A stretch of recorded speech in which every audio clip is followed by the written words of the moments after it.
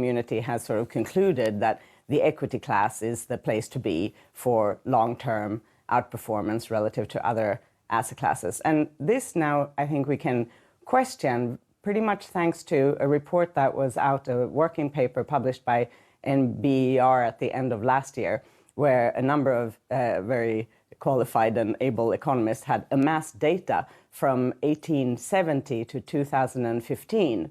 And they found that a diversified real estate portfolio, including commercial real estate, or certainly including rent-yielding real estate, returned on average 7% a year, which happened to be exactly the same as the equity class, but this real estate portfolio was significantly less volatile than the equity class. So according to at least that 140-year perspective, real estate would seem both safer and higher yielding, so to speak, than the equity class. So just break it down for us a little bit more, if you can, because house buying here in Switzerland is very different to house buying in the rest of Europe and indeed the United States. How is real estate return here? Right. I mean, I think that if I can go on this report, the crucial point that they're making, in my opinion, is that it's not enough to just buy your house.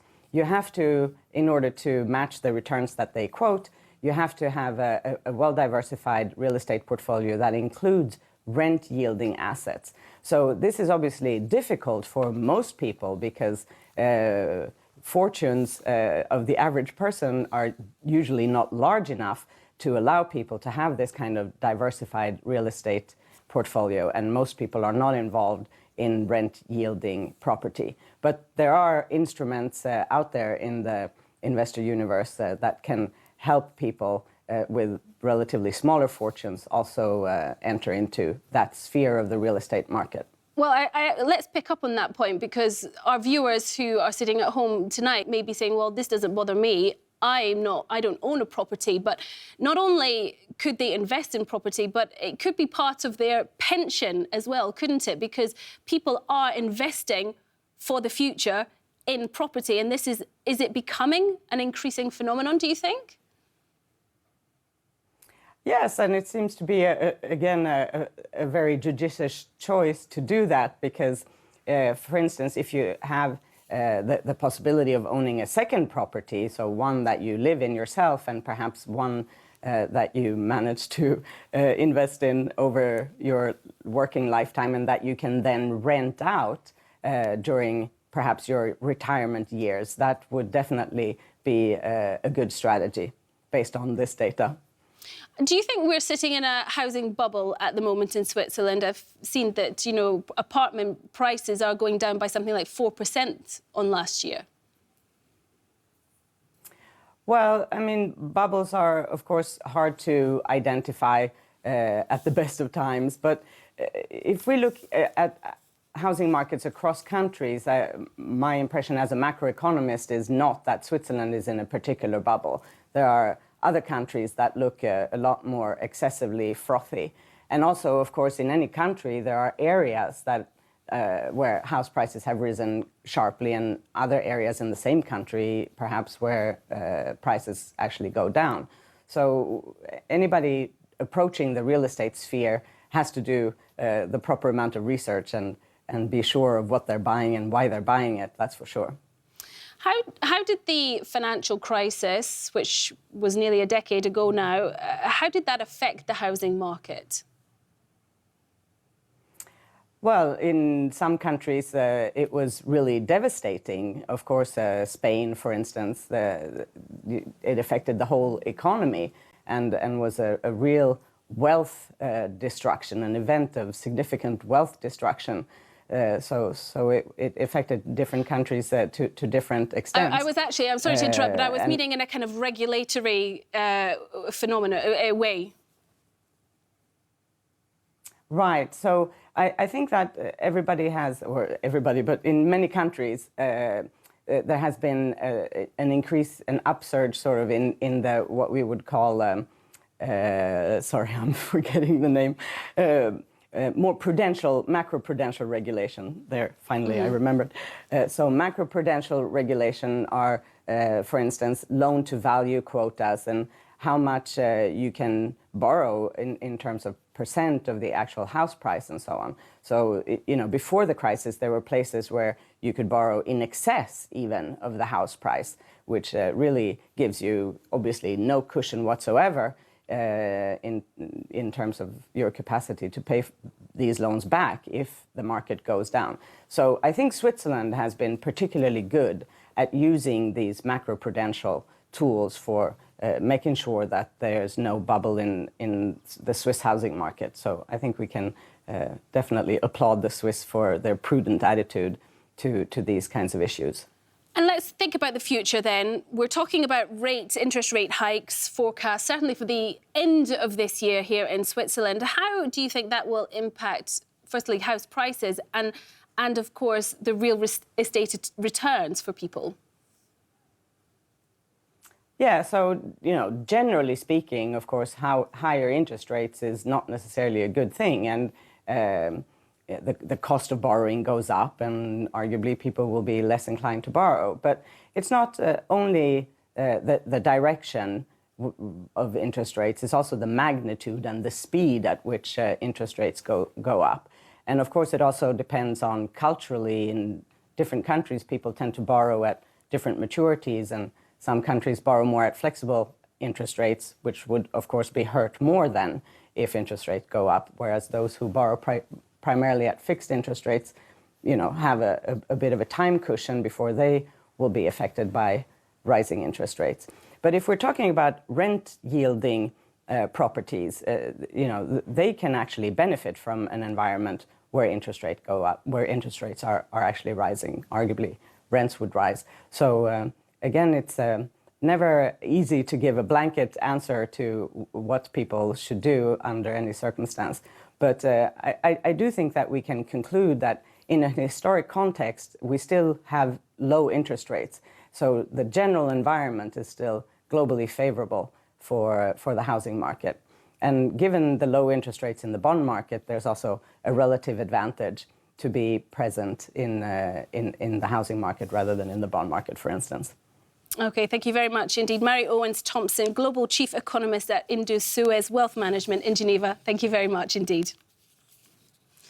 Well, do stay with us here on The Living Markets. We're continuing with a look at volatile markets. After the break, we're speaking to Dave Fishwick, Head of Macro and Equities Investment at M&G Investments, about behavioural finance, man versus machine. How much of what's happening on the markets is down to our human emotion and how much of it is out of our hands. Stay with us.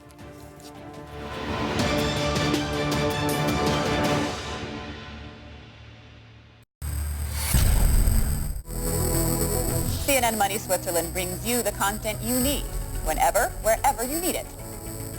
On our website, cnnmoney.ch, or on your favorite social media platform. Only from CNN Money Switzerland. News programmes are usually full of short stories that hardly go beneath the surface. We give you the big picture. Every weekday evening at 7 p.m, the big picture goes deeper, looking at an issue from different angles and bringing you the guests who take time to speak, explain and elaborate. Our viewers get a deeper understanding of the day's issues and the context that underlies them. The Big Picture, weekdays from 7 to 8 p.m.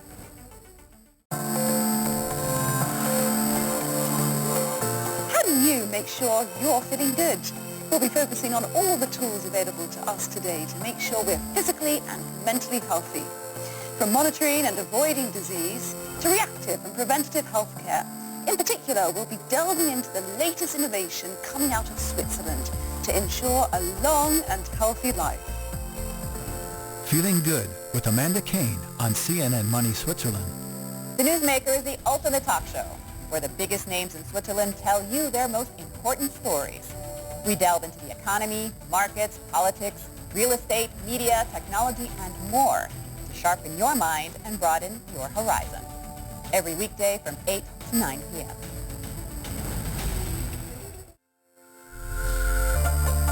Entertainment, culture, fashion, arts, and lifestyle. We've got it covered on Spotlight. Spotlight with Ana Maria Montero on CNN Money Switzerland. I've spent all of my career in the field, and I think that informs who I want to talk to, but more importantly, who wants to and who accepts to talk to me. Then I hope that what I bring to the table is a rigorous search for the truth and a rigorous determination and an effort to hold power accountable. Aman Paul.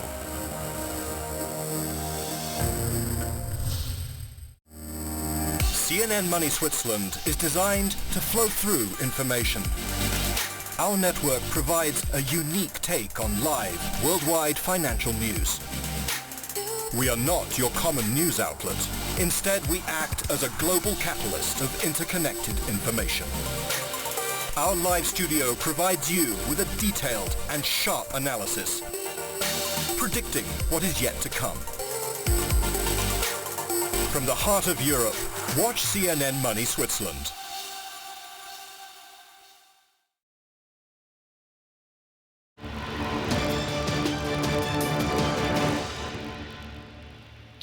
Welcome back to the Swiss Pulse. You're watching the Living Markets Hour, and tonight we're looking at volatility and just how much of that is due to human emotion. Well, joining me from our Geneva studio is Dave Fishwick, Head of Macro and Equities Investment at M&G Investments. Thank you very much indeed for speaking to us tonight. How would you describe market sentiment at the moment? I would view market sentiment today as slightly disturbed emotionally. So you've had a nice phase where returns to asset markets have been strong, particularly in, say, the equity arena, and driven by rise in real interest rate structures, particularly driven out of the US.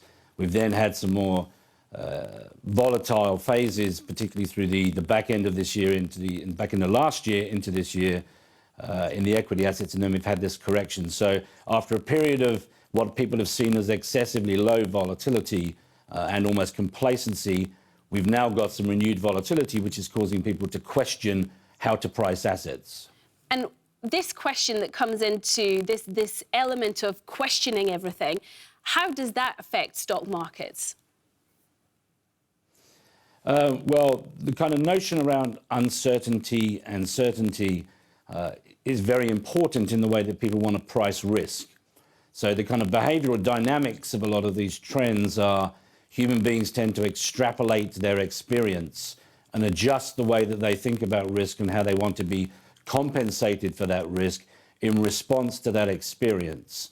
So renewed volatility, renewed uncertainty introduces questions about how to price equity assets. So there's been some discussion around the expensive nature of valuations.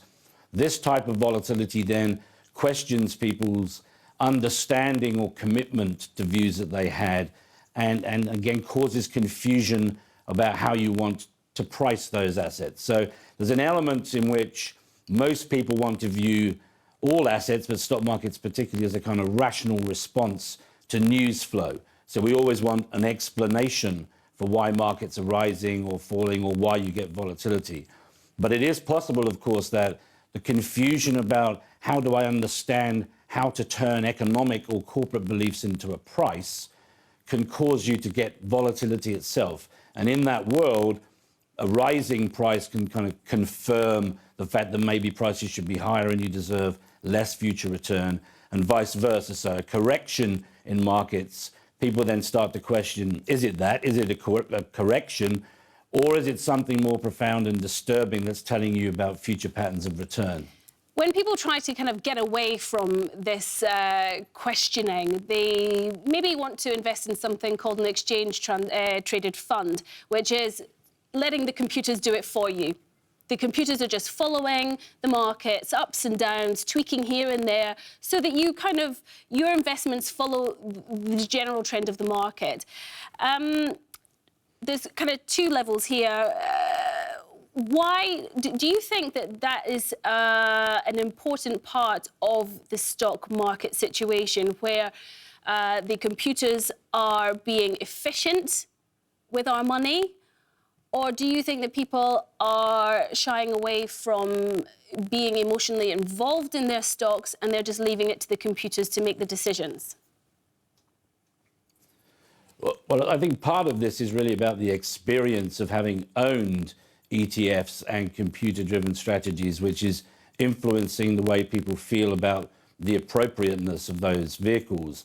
So again, a lot of the experience of recent years is that kind of passive exposures have done well relative to active managed funds, and the absolute returns to these types of funds, both in bond and in equity and in a macro sphere as well, in terms of absolute return funds, have been pretty encouraging.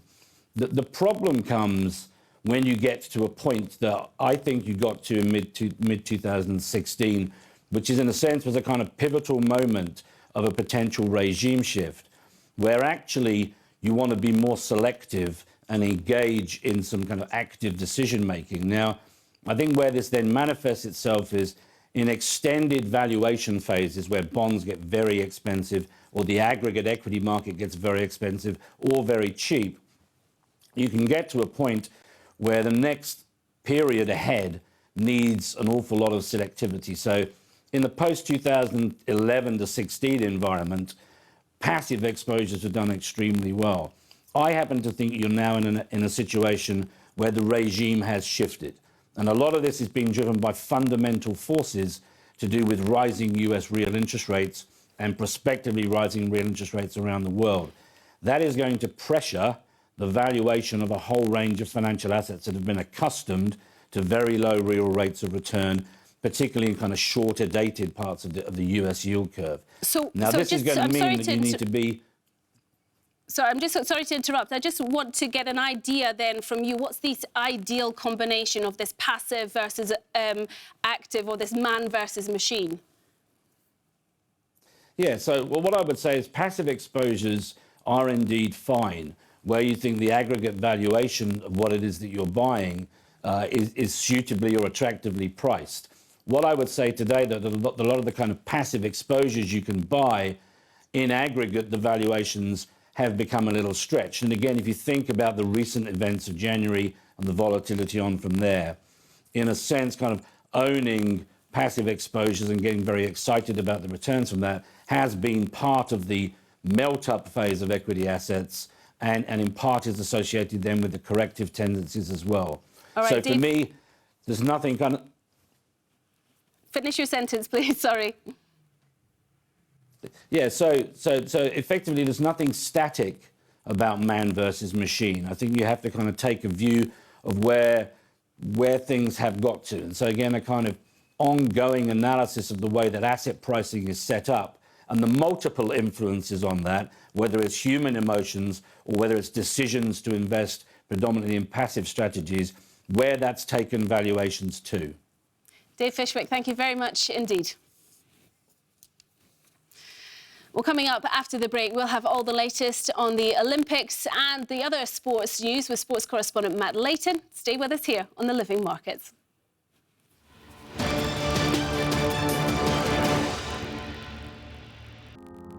Since the founding of the Red Cross in 1863, the city of Geneva has a long tradition of hosting international organizations.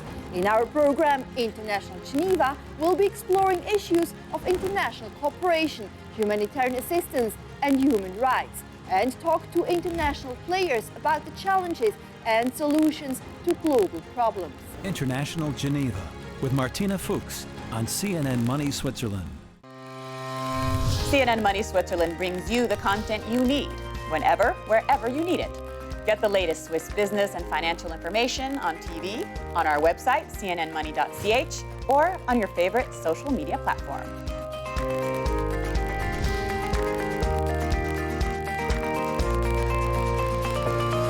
The best Swiss business news whenever and wherever you need it.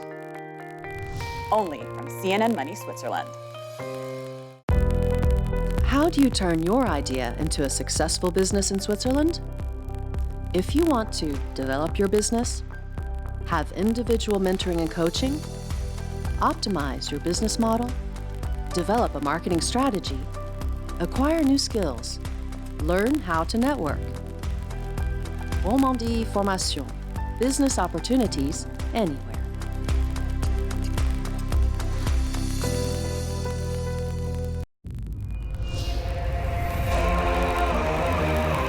What drives the Swiss business world? What makes the economy tick? And how do companies react to the ever-changing challenges of the markets? We've got our finger on the Swiss pulse. We'll bring you the ups and downs, bulls and bears of the world of business, always asking what it means for you. The Swiss Pulse, weekdays from 6 to 9 p.m. Business is always changing. Keep up with CNN Money. Maggie Lake is live in the heart of the world's economic epicenter, New York City, tracking all the action of the stock exchanges and the big business stories from around the world. Get top analysis of market movement and a daily breakdown of financial headlines. CNN Money with Maggie Lake.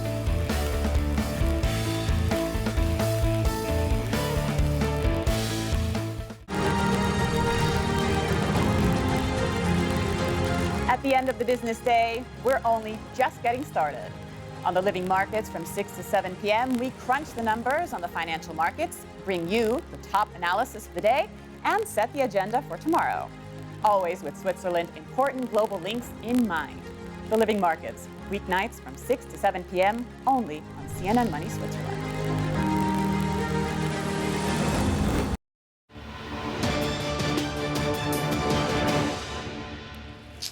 Welcome back to the Living Markets Hour, and it's time for a little bit of sports news. Will we, or won't we, be ringing the cowbell this Thursday? As you may know, when Switzerland picks up a medal in the Winter Olympics, then it's time to start making some noise here at CNN Money Switzerland. With the sports news is Anna Maria Montero, Matt Layton, and of course, their famous cowbell.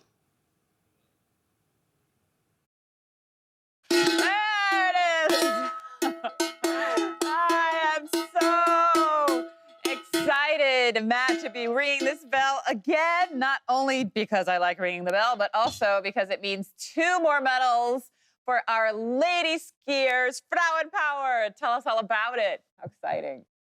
Well, it was the middle of the night, but if you watched it, well, what a festival. And of course, it's the combined alpine event. Switzerland, to be fair, were favourites because they had the first and second in the World Championships this year. Michelle Gizin, the younger sister of Dominic, who won the gold in the downhill 4 years ago, was the fastest in her 2 runs. Wendy Holdener, who won the silver a couple of days ago in the slalom, was the third fastest, and Michaela Schifrin, let's not forget her, from the United States of America. She came second, so it was a wonderful festivity. That's 3 gold medals so far for Switzerland. And a little bit before that, in the men's slalom, well, he's a giant. He's 2 meters tall, and people say you shouldn't be able to do slalom at 2 meters tall. And he said, just watch me. Of course, Ramon Zenhausen, he came second. His hero, he states, is Andre Meher. Now, Andre actually won for Sweden, so it's a wonderful day for them. So far, Switzerland had 3 more medals. It takes them up to a total of 11, which is what they were hoping, and still a few events to go.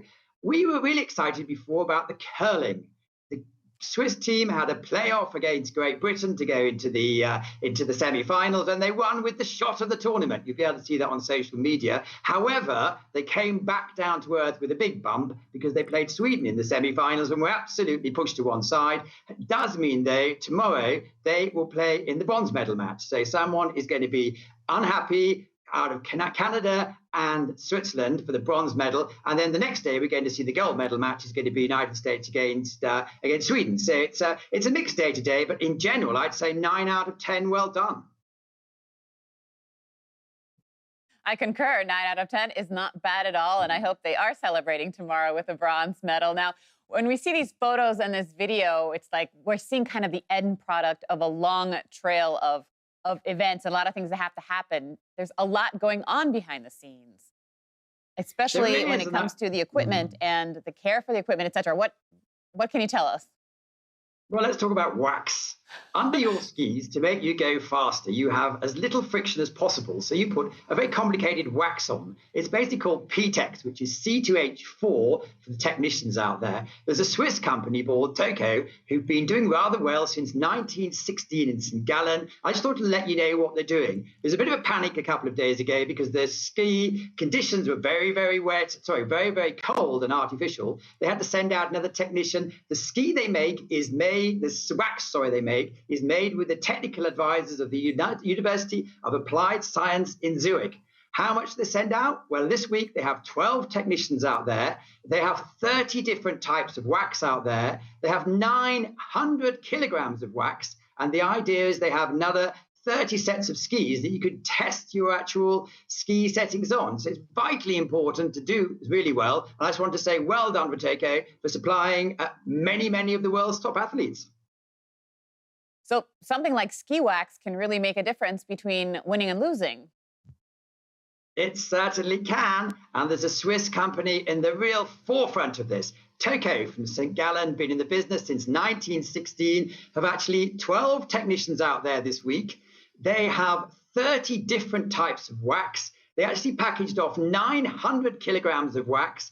And it's really important because clearly the less friction you have, the better it is. For the technical people out there, they actually developed this with the University of Zurich, their applied sciences section. It's called PTEX C2H4, and it's making all the difference. And they've had to scramble more people out in the last couple of days, mainly because the snow is very cold and very artificial, and it's proving to be quite a challenge. But I just want to say well done to all the hundreds of companies behind the scenes, and Switzerland have a leader out there. Hands together for the guys at ETH in St. Gallen. They're always coming up with amazing innovations of all kinds. Now, you mentioned earlier that there are still some events to come, a possibility to even surpass the 11 expected medals from the beginning. What else can we look forward to as the games begin to wrap up, basically? Yeah, a couple more days left. We talked briefly about the curling. That's tomorrow. There's a possibility of winning a bronze medal. Fanny Smith, she is from the canton of Vaud, and she goes in the ski cross tomorrow. I suppose she's one of the favourites. She's won a World Cup this year, 2013 world champion, and she's got 4 races tomorrow, 16 in total, so hopefully she comes through. Going towards the weekend, then we have the men's giant parallel slalom in the snowboard, and the women's as well. And then there's a couple of other bits and pieces they may pick up on with the momentum, also with the alpine mixed skiing for the first time. So potentially this could be going towards a record. And that would be very exciting because we will have gotten a lot of good use out of our cowbell. A lot of good ringing. Thank you so much, Matt Leighton, for that wrap up. And again, we look forward to catching the end of the Winter Games in Pyeongchang. Thank you. Now, families who move around a lot, especially from country to country, can face a number of challenges. These include keeping the education of their children on track. A private school in Zurich is trying to help them cope with such changes, such as a different school system, as well as sometimes new languages. Amanda Kane has met the head of the inter-community school, Mary-LYN Campbell, who told us more about her approach.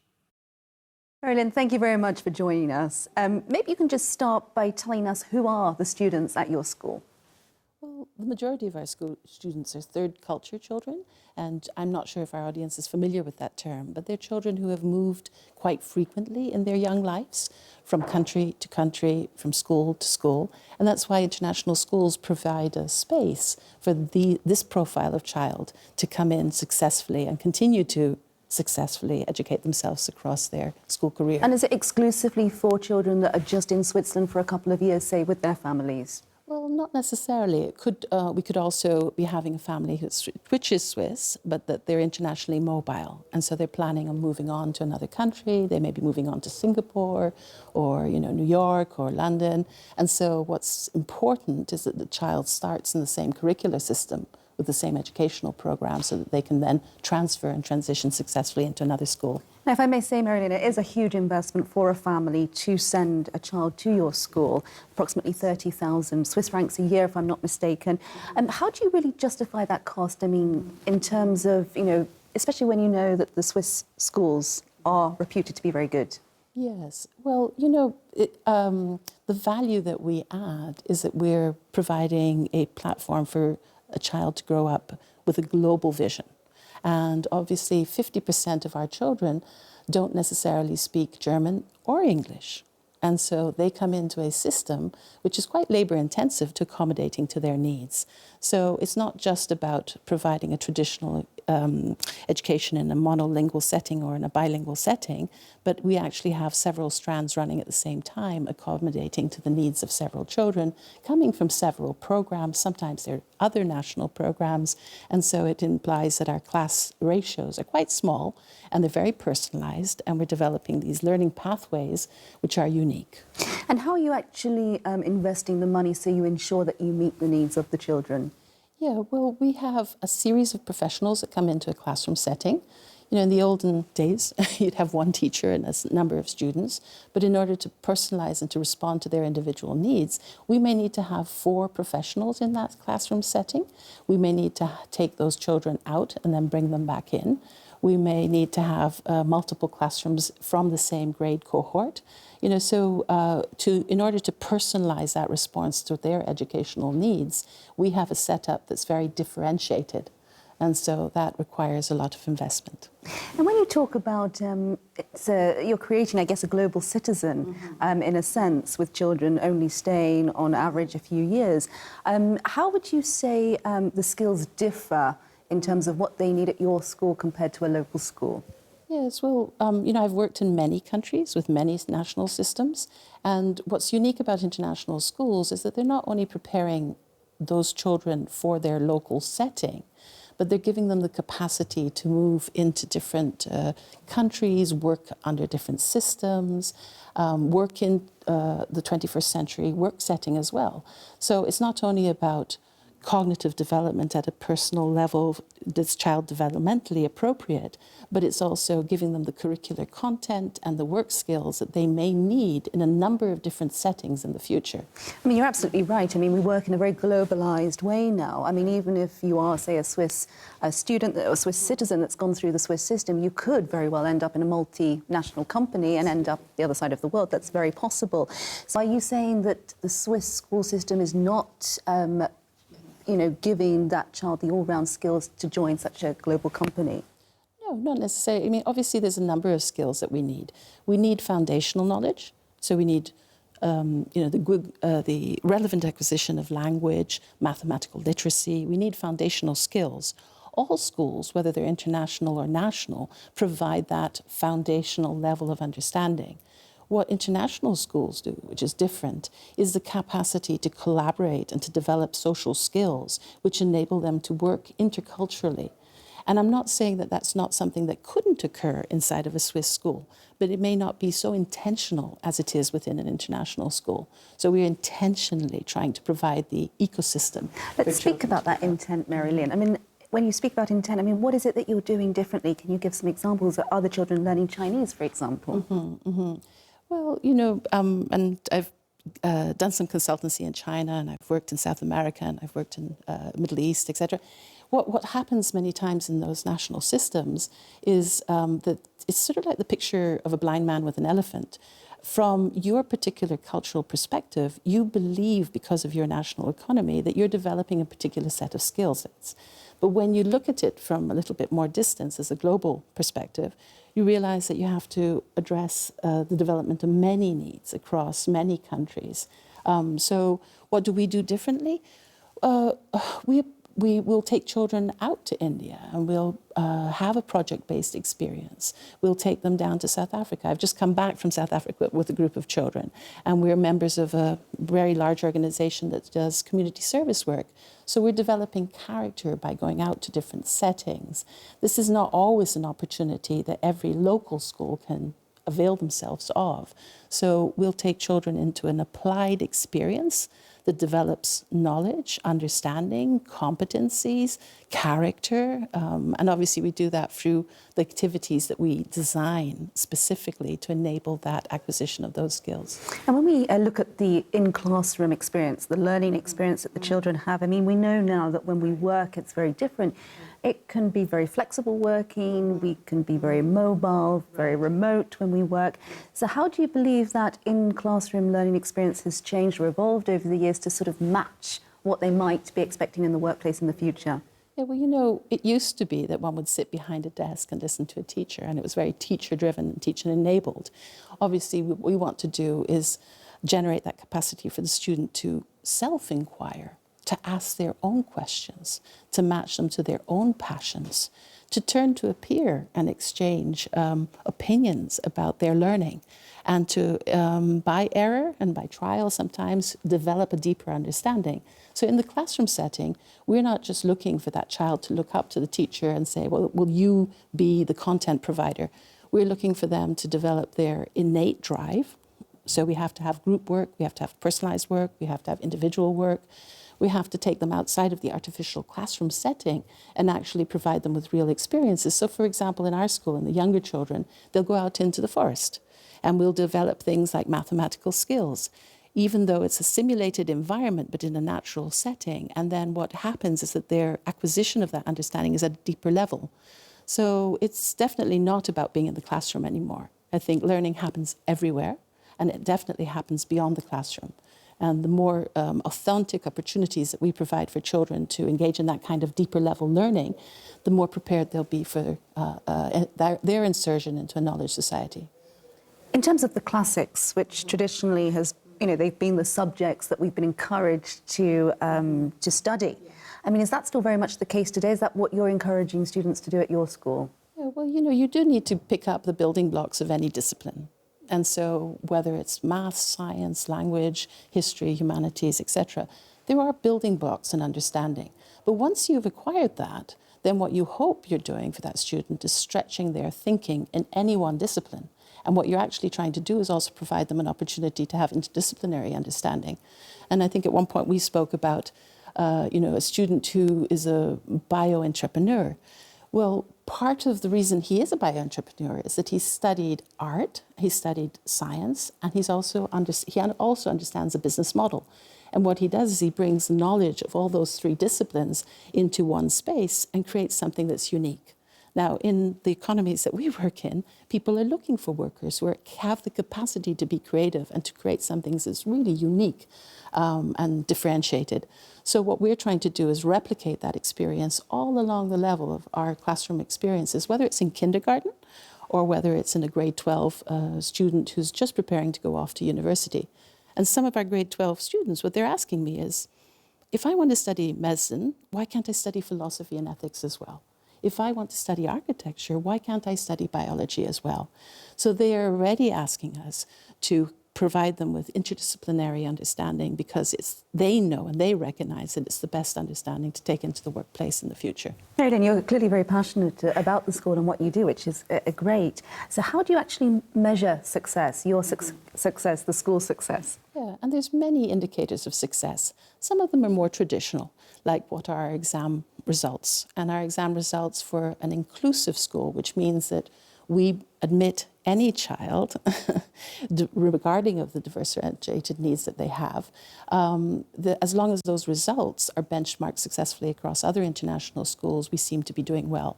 Naturally, we want to look at what universities are our students going to? Are they going to the more branded universities? And so therefore, is that an indicator of success?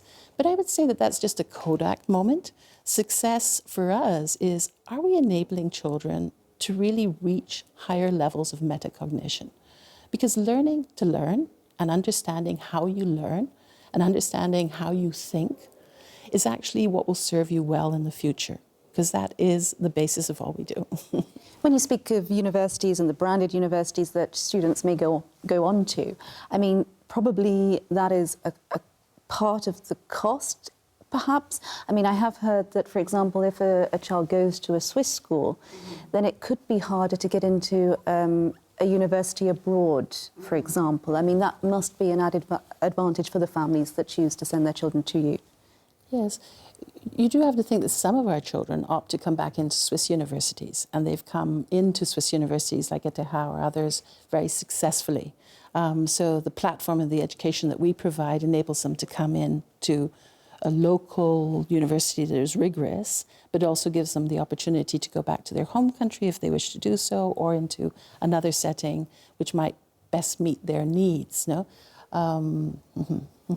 Right, and many parents are confused in terms of how best to give their child, you know, the better opportunities, because we are preparing for a world that we don't know. We don't know what the jobs of the future are. We hear that our child should, you know, have computational thinking, for example. But how do you promote your school to parents as the institute to be prepared for the future that we don't know about yet? And I think we have to have a very honest conversation with parents. And even as educators, there's a renowned educationalist at Harvard, and he often reminds us that we're capable of educating for what we know, but we also have to educate for what we don't know. So what we know is that there are basic foundational skills that children have to acquire and a basic set of content knowledge, you know? But that there are also things that we can't really guess they may need in the future. For example, if we're educating a child in kindergarten today, how do we really know what they might need 30, 40, 50 years later? There are some projections, and that's where you know, we come into exploring the unknown.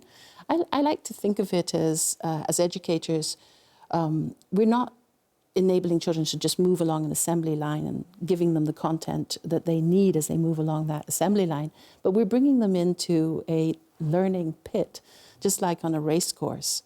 And so what happens when you bring a child into a learning pit is you create all the support structures that they need, because they are unique learners, to enable them to get back on the track and to gain speed and to go to the next learning pit. You know? So that's a real shift in educational institutions.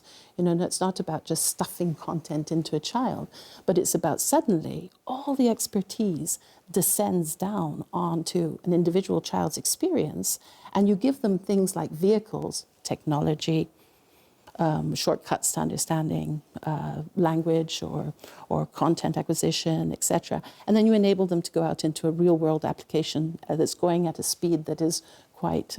Every child is unique, so how do you approach you know, developing each child to the maximum that they can reach, their potential? Usually we have an individual learning plan. And so teachers are trained to differentiate the kind of support that they need to generate inside the classroom according to different children's needs. You know, sometimes a question of confidence.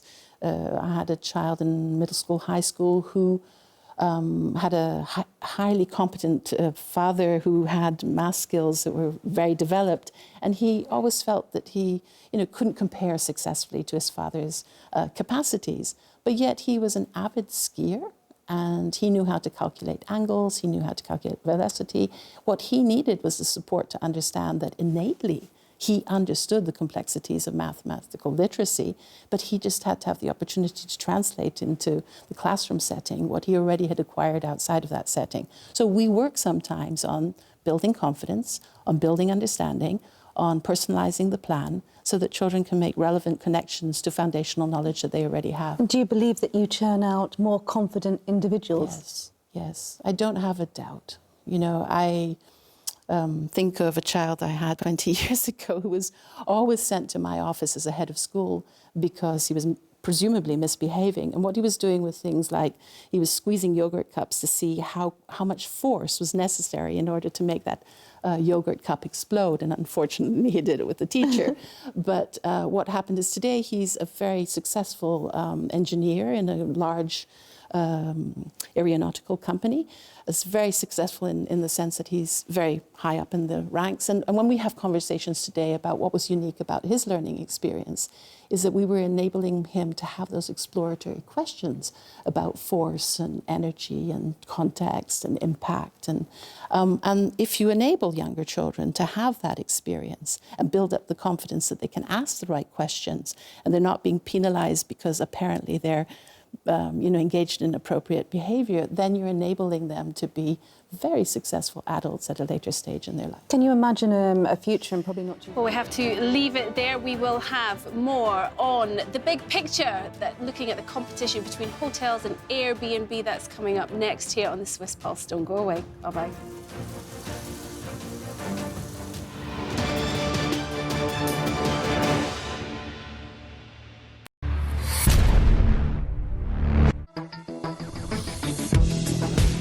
Let's talk tech.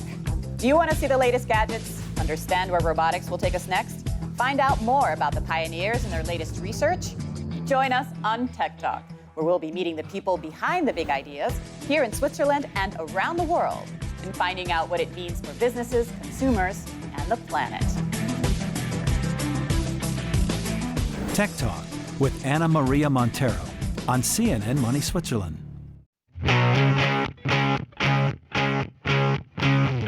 Money is more than just currency. It is the fuel for how we live our lives. It connects us. It drives us. It buys us things. But it is more than that. It is who we are and what we want. Yeah. Oh, Money isn't everything, but it is everywhere. And so are we. We are younger, we are richer, and we are smarter.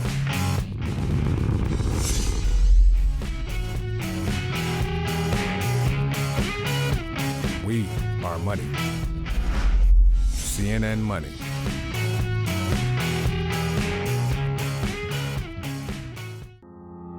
Connect the world with Becky Anderson. It all starts here. Changing, fighting, creating, connecting. That's why we're here. We live here, we work here, we're from here, and we'll go wherever the story takes us. I'm Becky Anderson in Tehran. We are in Jerusalem. Real news that shapes our world. Exploring not just what's going on, but why. I just want to press you on one further point. Getting perspective on this region from this region. Places that many of us know, but few of us get to see. Observing countries on the move, still rooted in tradition. It all starts here, and that's why we're here, bringing you the world from our Middle Eastern hub. Connect the world with Becky Anderson.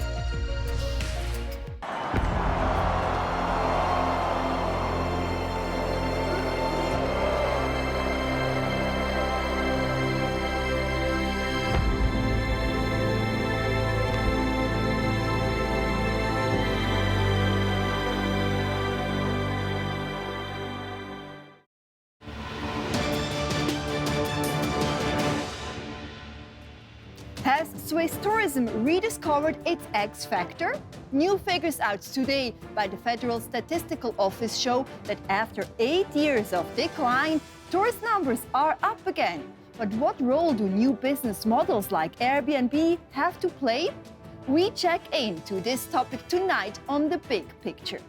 Andreas ZÜLLIG is president of the Swiss Hotel Association, and he says there is room for everyone. I'm not worried about Airbnb here in Switzerland because I think it's a big challenge also because they generate new clients for Switzerland maybe in a lower price range, but that's for us a big opportunity that we can create new clients to visit Switzerland. And staying with tourism, and succeeding a director who has been in his job for almost 20 years can be a daunting task. But today's newsmaker, Martin NYDEGGER, is not someone who's easily intimidated. The new head of Switzerland Tourism has taken over from Jürg Schmid and will be talking to us later. You're watching The Big Picture. I'm Martina Vogt. Great to have you here.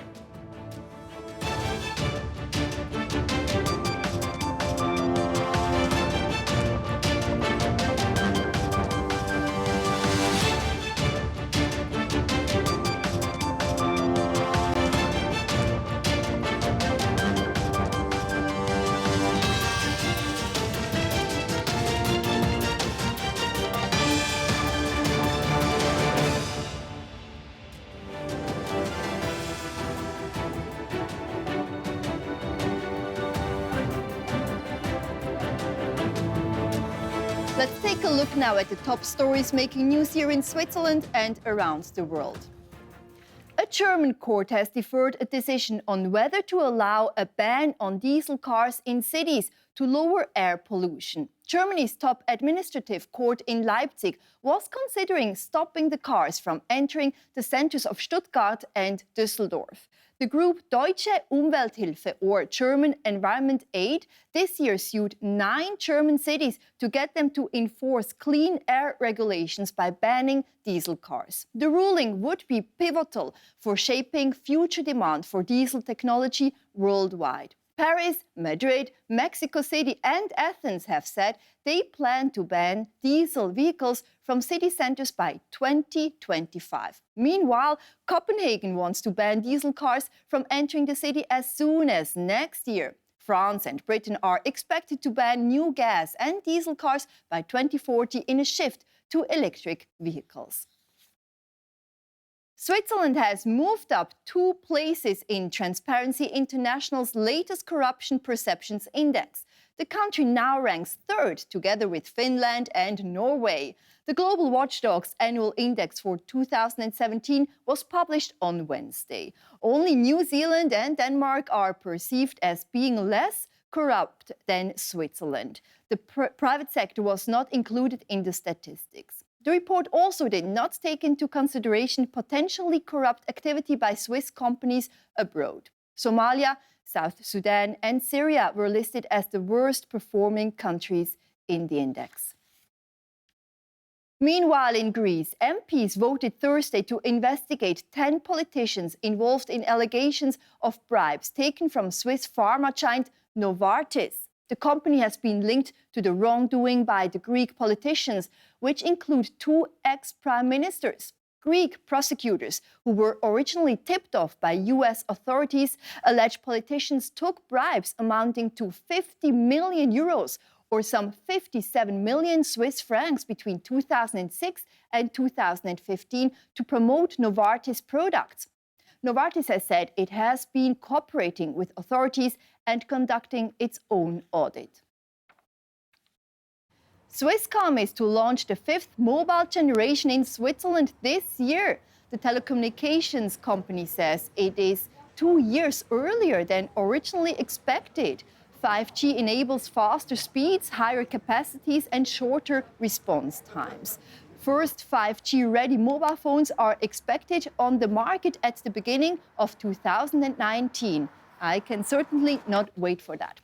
Swiss tourism is heating up again after an 8-year decline. In 2017, the Swiss hotel industry recorded 37.4 million overnight stays. This is a level close to those reached in 1990 and 2008, when record levels were achieved. According to the Federal Statistical Office, it's been a record year for domestic demand, and sustained growth has come from tourists visiting from North and South America, Asia, as well as neighboring Germany once again.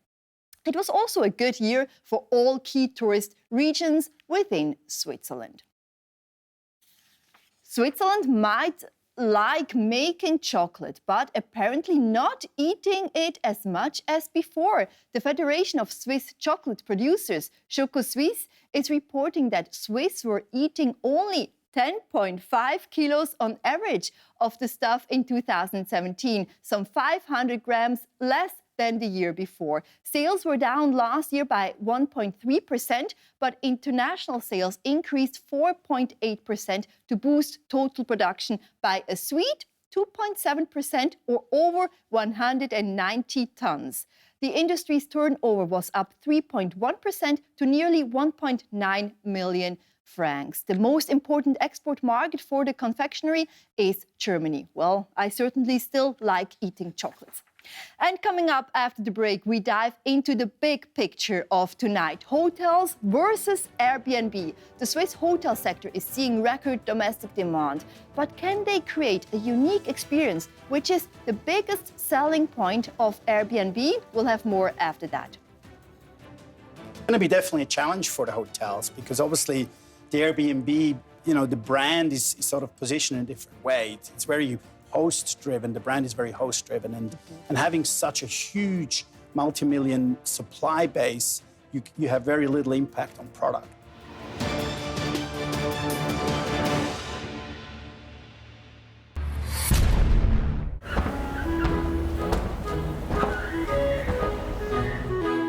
Excuse me, miss, you dropped this. No, it's just a penny. Just a penny? Just a penny? It all begins with the humble penny. Whether writing your first check or cashing big checks.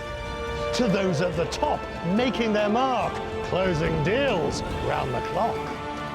On Quest Means Business, we know every penny has power. And it's not how many you have, it's what you do with them that counts. That's the marvel of money. Quest Means Business. What a profitable hour!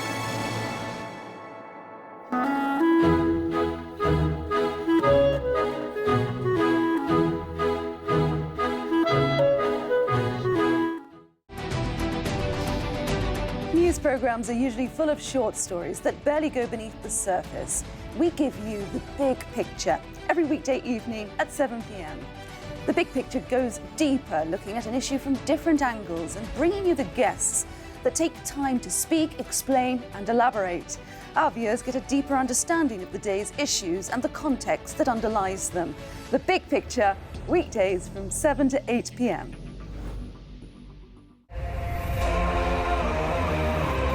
It's high energy and fast-paced, so buckle up as Front Seat brings you the latest news and views from the automotive world. Car developments, industry news, interviews with successful drivers, the latest trends and next-level innovation here in Switzerland and around the world. On Front Seat, we'll keep you on the right road. Front Seat with Hannah Wise on CNN Money Switzerland. The Newsmaker is the ultimate talk show, where the biggest names in Switzerland tell you their most important stories. We delve into the economy, markets, politics, real estate, media, technology, and more to sharpen your mind and broaden your horizon. Every weekday from 8 to 9 p.m. CNN Money Switzerland is designed to flow through information. Our network provides a unique take on live, worldwide financial news. We are not your common news outlet. Instead, we act as a global catalyst of interconnected information. Our live studio provides you with a detailed and sharp analysis, predicting what is yet to come. From the heart of Europe, watch CNN Money Switzerland.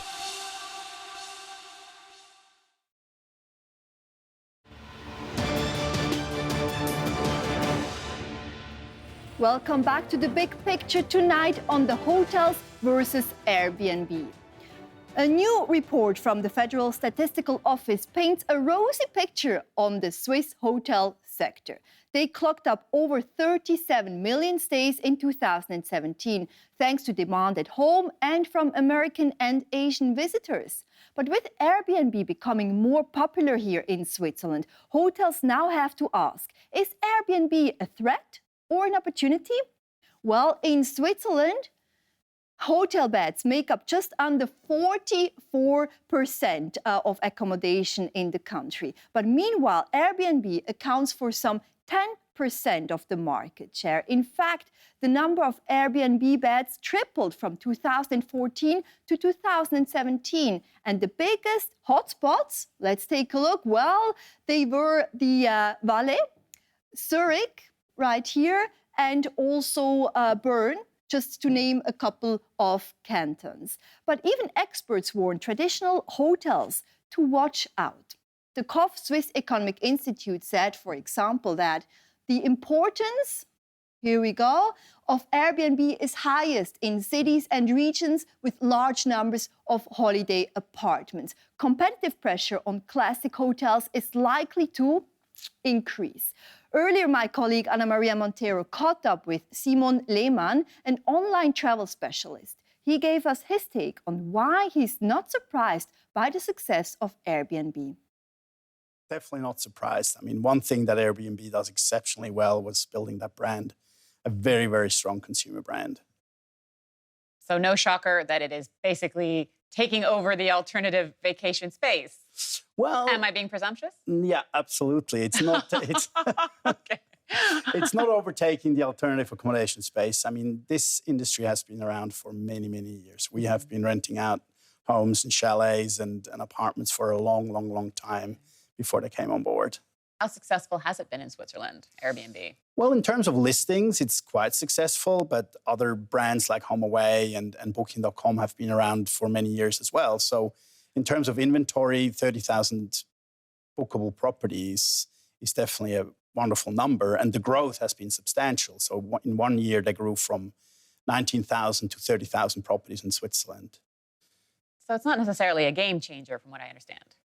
No, it's not a game changer. It's just a business at scale, but they need to work out the unit economics and really make it work. But you look at the supply versus how much is actually booked when you compare it to the hotel industry, right? So, for example, they might make up 30% of the bed supply in Switzerland, but they only make up about 8% of the actual nights that are being booked versus hotels. So there really is a gap. Yes. Between the Airbnb bookings and the hotel bookings. Absolutely. So it doesn't sound like hotels should be worried. Well, I don't think so. No, I think the Airbnb is a big opportunity for hotels also to spread themselves in terms of their distribution challenges that they were facing, especially with the companies like Booking.com, who have become super dominant in this industry. And a lot of hotels are now very dependent in terms of their occupancy with Booking.com. So I think Airbnb is continuously to be a good alternative and also a very economical alternative for hotels to do distribution. And now they've just announced, Airbnb, that they're going to be allowing hotels and other accommodations to use their space to list. Correct, and that's what I'm actually alluding to. So this is interesting in terms of strategy from where they come from, right? So at the beginning, it was more sharing my mattress with other people, and I think Airbnb has gone far away from that original strategy. And obviously, they're competing on top of the funnel when you talk about search and where people want to go. So they are now pivoting in terms of a strategy and say, we want to become bigger. They haven't done an IPO yet, so everybody's waiting. And for the brand to be so strong, for me, it's only natural to say that they will start getting into the long tail of hotels as well and make these bookable on Airbnb. Which, again, is where they're going with this initial Correct. Initiative, which begs the question, is collaboration the way forward then? Yeah, absolutely. I strongly urge hotels to look at different ways in distributing their business. And I think top of funnel is super important to hotels because then they get the guests through the door. And then once the guests are within the destination, they have to start building on better experiences and better relations to guests to have more repeat guests at the end of the day. Because this is part of Airbnb's selling point, is this providing these unique experiences, and is this something that hotels can replicate? Yeah, I mean, it's going to be definitely a challenge for the hotels because obviously the Airbnb, the brand is sort of positioned in a different way. It's very host-driven. The brand is very host-driven, and having such a huge multi-million supply base, you have very little impact on product. So that's why they're now starting to segment into different products. So they will just launch Airbnb Select, which is focusing on the top brands, top properties. And now they're also going to the boutique hotels because they think that brand attribution that is given to a unique experience can be done through the hotel business as well.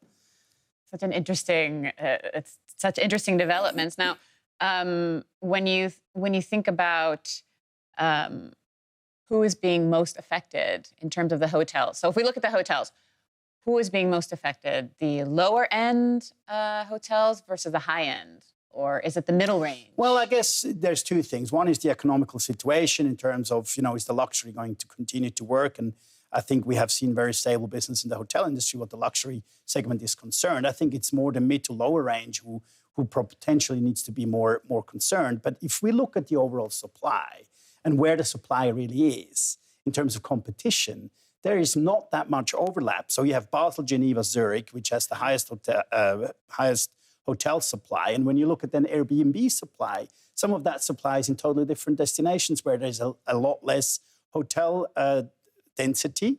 And so that's very complementary as well. So Airbnb will potentially become an additional channels for the hotel industry. And, the question you alluded to in terms of experience, that's something that the hotels need to understand, that the type of guests they're attracting through that channel have a different expectation. Well, and another thing that we cannot ignore that Airbnb also stands out for is price. I think my feeling is when I go online and I look, at a place to stay with my family on Airbnb versus hotel and what I get in each situation, I feel like I'm not alone when I say I'm price sensitive. And I think, okay, well, I can get a better deal maybe on an Airbnb than at a hotel. Yeah, now it will start to become comparable, obviously. Once they add a lot of hotel inventory, it will become a lot more transparent and it will become a lot more comparable for the potential guest. But I think the question is still, what is the guest ultimately looking for in terms of his experience and his destination and what is there? So a destination, by definition, from a consumer behavior standpoint, is clearly driven by price and location, right? And then all the other things will come to it. So when you travel with a family, you might have a different requirement than when you travel alone, and then you look for something different in terms of product and locations as well. You have a family. You're a family man. Yes. You have a large family. What do you use? I use vacation rental. That goes without saying. But in terms of logistics, it's a lot easier, to get 5 kids up in the morning and have them not go to the breakfast buffet and have them, in the house and have your own free space. But when I travel, and I do a lot of traveling, I obviously look more at the hotel space. And I think that's the interesting piece. So what is Airbnb going to do with that additional inventory? And is it going to be a challenge to some of the hosts? Because some of the hosts may think, well, now you're becoming a hotel OTA as well. Is that really compelling for me to be a super host on Airbnb and now you start selling hotels? I think that's something that needs to be seen how this is going to work out. Because you need to segment your business, right? You have low-end, mid-end, high-end, and then you have Airbnb Select, then you have Airbnb Hotels. And this needs to be seen how this is received by the hosts and also by the guests. Can the guests differentiate, right? Right. I remember when we started to put our inventory on Booking.com about 10 years ago, we had guests arriving asking where the hotel was. And so, well, you booked a vacation rental and the guest didn't realize. So I think Booking.com has done an amazing job in sort of putting these two inventories together. And ultimately, they can tell the guest what the value prop is and what the difference is between the product. Is it a hotel? Is it a privately owned place? Or is it a shared place as well, right? One thing we can allude to here as well, the shared places in Switzerland is only about 30% of Airbnb's inventory is actually shared. And the rest is for single use. And where else in Switzerland is Airbnb dominating? Well, they dominate a lot of the tourist and ski destinations in the Valais. They have some very big spots like Verbier and Crans-Montana and Nanda, for example. Very huge Airbnb inventory versus a lot less hotel inventory. And if we talk about regulation, Airbnb has not been known for paying the tourist tax, do you find that this is a way of sidestepping the regulation? And what's happening in this sector? No, I think, before Airbnb hasn't gone public, and I think they're battling on a lot of fronts. If you look at Barcelona, if you look at Amsterdam, regulation comes in, and I'm you can talk about Uber, you can talk about Airbnb, whatever. And I think these marketplaces, they will be automatically somewhat regulated. But what we see from an Airbnb standpoint, they're being super supportive in actually making that happen. So if there's a tax return required, well, Airbnb will provide a tax return. But it's not up to Airbnb to be legally responsible if that return is filed or not. And the same goes for tourist tax. So I doubt very much that an Airbnb would resist to say, well, we don't want to collect tourist tax because that's not our job. I think very much so. So I think Airbnb is super supportive of making these things happen. And I don't think it's a way of circumventing that at all. And of course, it needs a certain regulation in terms of how many guests are staying, how long are they staying, and how is that being done in terms of the booking process. But from a technological standpoint, that's pretty easy to do. So what are the challenges that you would say hotels are facing then, other than Airbnb? Well, it's interesting. In 2013, let's say about 4 years ago, there was a lot of raving about Airbnb becoming a competition and not having to fulfill certain standards that hotels have to. And, I think that's the wrong approach. But I think the hotel industry has realized that's totally the wrong approach. And ultimately, if you look at Airbnb taking 8% of all overnight stays in Switzerland, it's still very little, right?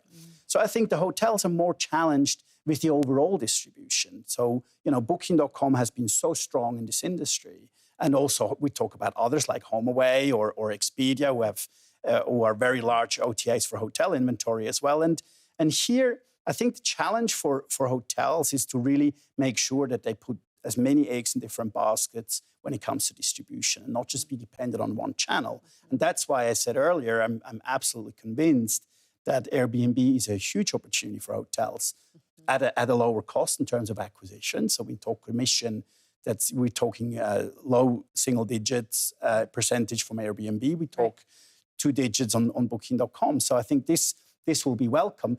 The bigger question is, do they find the right guests on that platform? It's not just the millennials who come and whatever. So I think that's going to be a challenge. So how is the product changing for a hotel to actually attract a different type of clientele who's using Airbnb? And how does this whole hotel landscape in Switzerland compare to our European neighbors? How are we doing? Well, I think we're doing exceptionally well. In the high end, I think, Switzerland's probably one of the best high-end hotels. And I think the high end will continue to have high end. There's enough disposable income around the globe to have demand for high-end product. I think it's more the mid to lower end of the hotels who have not invested a lot in terms of their infrastructure, in terms of their quality over years. And here the question is, how can they make use of that? Do they turn that into studios or in apartments or serviced apartments as well? So I think Airbnb will provide some alternatives for them to think about. And maybe you can convert a 3-star with low occupancy into an apartment space as well. So I think there's a definitely big opportunity. But I think in terms of quality, we stand pretty good on the high end and probably the mid end, but the lower end probably not so good. And the fragmentation is a big challenge, but that's more in Europe overall. In Europe, we have a massive fragmentation when it comes to hotel supply. So we don't have the big chains like Hilton and Marriott and IHG and Intercontinental, obviously, who have a different way of approaching this business. So the fragmentation in the hotel space is a big challenge for an individual owner. So you need platforms where you can make your product known and maybe corporations, whatever. I mean, Accor is probably one of the biggest one in Europe so far, but apart from that, there's very little chains. But I doubt that we will see changes in that landscape, that more chains will come in. I doubt it. So the future of hospitality here in Switzerland and I guess Central Europe is? Convergence. That's the interesting piece. So I think this is something we need to totally be aware of, that supply, for a consumer, supply is relevant on what his needs are in the current situation. So the convergence, when you book a place to stay, is going to drive a huge change in this industry. So that means you're not saying today I'm going to a hotel, tomorrow it's a serviced apartment, or then it's a vacation rental. All that is coming together as one because the consumer will perceive, well, I want to stay somewhere. And it's either going to be a hotel or something else, depending on what I need at that very moment. So I think we will see the industry today, when we talk about tourism industry, we talk about hospitality very separate to the rest, alternative accommodation. And that will go away because that's all hospitality. We'll even include a camping site to a 5-star hotel. That's ultimately going to be hospitality, and the consumer is changing that. All right, so if I sit across from you and I say the next time I book my holiday, which is coming up, I have a family, 2 children. Should I go the alternative vacation Airbnb route or a traditional hotel? It depends what you're looking for. Yes. But you go there where you find the property, and I think that's the key. So if Airbnb is adding supply, like Booking does or HomeAway does, HomeAway is still vacation rental only, but you go there where the largest supply is, and that's where the consumer goes, because then you can compare. All right. I'm going to check it out. I'll let you know. Excellent. Thank you very much, Simon. Thank you. You are watching The Big Picture. Staying with our tourism theme this Thursday, we will be speaking to someone who has been at the front line of the hotel industry for over 25 years. ANDREAS ZÜLLIG, president of the Swiss Hotel Association, will give us his take on why Airbnb is an opportunity and not a threat. But first, let's turn now to someone who isn't afraid of taking risks and trying something new. Bill Gates, the founder of Microsoft, has been sharing his insights on innovation. Some find artificial intelligence to be creepy or even to be a downright threat to society. Elon Musk once said that AI is even more dangerous to the world than North Korea. Bill Gates, however, seems to think that artificial intelligence is a good thing for the future of the world and will even allow people to work less as they produce more. He explains why to CNN's Fareed Zakaria. A lot of concerns people have about artificial intelligence combined with robotics have to do with jobs. You've heard statistics like driverless cars sounds like a great idea, but there are 3 million Americans whose principal occupation is driving a car, bus, or truck for a living. Eventually, maybe there'll be new jobs, but will there be a very rocky transition period where a lot of these jobs are going to disappear because of AI and robotics? Well, eventually, our ability to provide a good income to people, it will be a lot easier because we'll be able to produce all these goods and services with less labor. For now, we still have a labor shortage, whether it's taking care of older people or kids with special needs. And so, but those are not high-paying growth careers. I mean, that's well, if you can produce all the goods and services, say tomorrow there's an invention that frees up 1 million people, then those 1 million people, either you could choose that they would stay idle and everybody would be just the same as they were before because of that new efficiency, or those 1 million people could come in and work with the elderly, reduce class size. Hopefully you would take your resources and think about the needs you have as a country. Eventually, you get to the point in which we're probably a generation away from, where you don't need people to work as much as they do now. We're not at that point. And then, yes, what do people do with their free time? It's not the only purpose in life just to have a job. And so you get even more flexibility as these advances move forward. But what you're describing is a world in which the society, a small number of people are able to generate an enormous amount of wealth. And then there are a lot of people who, can't really who don't do much that generates wealth. The only way that works as a society is if you're assuming there's going to be massive redistribution from the people who are generating the wealth to the people who are not. Right, and so it used to be all of us had to go grow food. We were all basically farmers.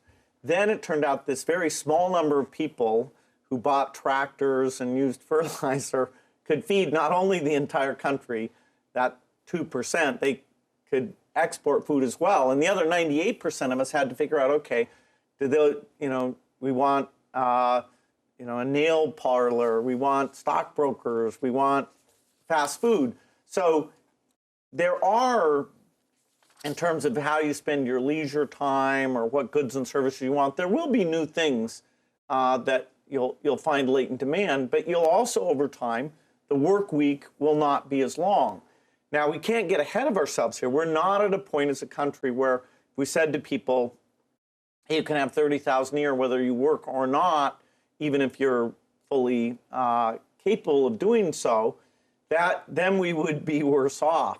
But either 1 or 2 generations from now, that we will be rich enough to do that. Again, your optimism. I want to come back to that and ask you about another another reason why I wonder whether there's some cause for pessimism, which is climate change. A lot of the other issues that people worry about, I think your answer would be, yeah, these are problems, but there are human solutions to it. There are ways in which human beings are already solving these problems. With something like climate change, isn't it a large enough problem? Isn't it so deeply structural? And the response seems pretty limited at this point when you consider India and China growing and all the new carbon being thrown into the atmosphere. Doesn't that make you a little pessimistic? Well, climate change, remember, my optimism is not that we can just sit back and things will take care of themselves. My optimism is based on the fact that, particularly those who are successful will put their time and resources into taking problems that, in the case of climate change, the big negative is far out, that today they'll fund the research and the policies. So we'll get serious about this. It was a setback to have the U.S. withdraw from the Paris Climate Accords. A lot of the R&D recommendations for the Department of Energy wouldn't fund some of the advances that I think are important. But I still believe that the world at large will come up with innovations that will let us decarbonize the energy and transport sectors. Now, we need a lot of innovation in these next 20 years because it takes a long time between when you invent something and it gets fully deployed in those systems. Do you think there is one promising technology or two that are going to be the answer? Well, we would be unwise to pick any one technology because there are huge problems. If you take renewables plus storage, the likelihood that we'll have cheap enough storage, it's not 50% likely. There are limits, and batteries haven't improved that much over the last 100 years because of those limits. But that is a path. I have a group of very successful people who wonderfully funded over $1 billion to fund some of these breakthrough ideas, and some of that money will go through to try and come up with that storage miracle. Another approach is nuclear fission. Now, we have to build plants. We have to have new generation of plants that's way less expensive and way more safe than anything we've had to date. And so, will that be tried? Will the public be open-minded to it? There are things like nuclear fusion that the economics and the science are not well developed. So there's probably 12 different approaches. And I believe that we'll get enough innovation and enough consensus globally on this issue. But yes, you could be concerned about that. For every 2 steps forward, we do seem to take 1 step backwards. You are watching The Big Picture. Coming up after the break, we will be speaking to ANDREAS ZÜLLIG, the president of the Swiss Hotel Association. He tells us the biggest draw card of hotels and why people are still checking in. If you want to have a good service and you want to have a swimming pool and other things, you want to clean your room and your bed in the morning, so you go to a hotel and you have another service. So that's not the same client who goes to an Airbnb.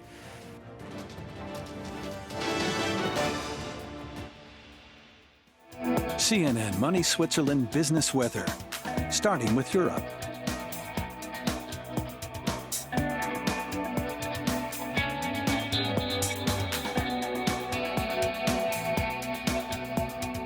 Next step, Africa and the Middle East.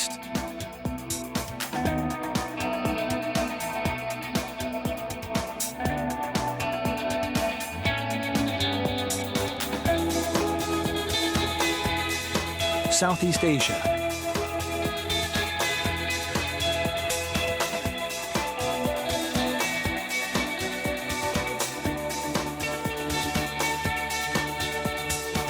And now Australia and Oceania.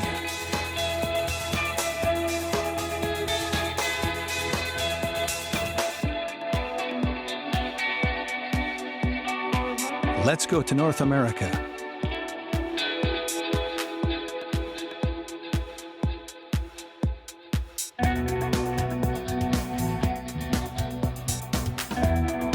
We end our trip with South America.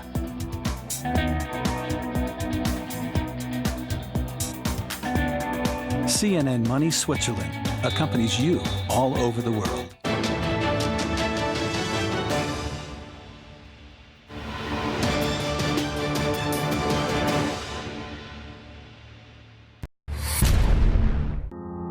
We try to be global and we try to be smart. What I want to hear are authentic voices of people who are passionate or intelligent, and that's the consistency that we try to get at. Fareed Zakaria, GPS. Only from CNN Money Switzerland. What drives Swiss leaders? What is the secret to their success? In the NEWSMAKER, we speak to successful CEOs, entrepreneurs, politicians, decision makers, opinion leaders, sports, and entertainment personalities. We find out what makes them tick in a special long-form interview that gets to the heart of who they are and where they are going. So pull up a chair and join us for the NEWSMAKER every weekday evening from 8 p.m. on CNN Money Switzerland.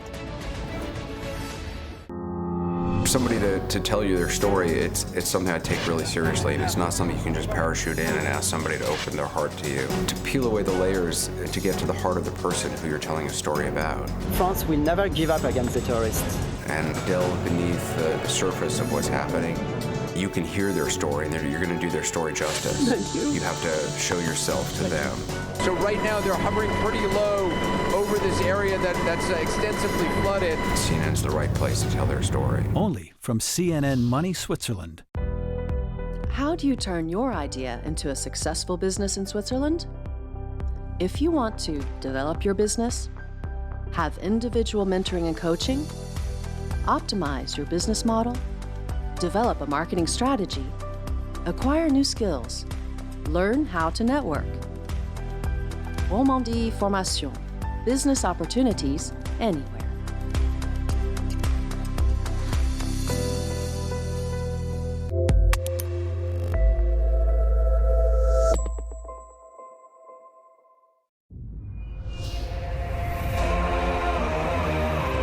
What drives the Swiss business world? What makes the economy tick? And how do companies react to the ever-changing challenges of the markets? We've got our finger on the Swiss pulse. Well, we'll bring you the ups and downs, bulls and bears of the world of business, always asking what it means for you. The Swiss Pulse, weekdays from 6 to 9 p.m. CNN Money Switzerland brings you the content you need, whenever, wherever you need it. Get the latest Swiss business and financial information on TV, on our website, CNNMoney.ch, or on your favorite social media platform.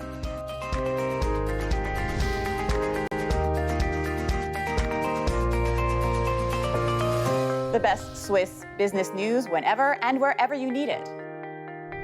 Only from CNN Money Switzerland.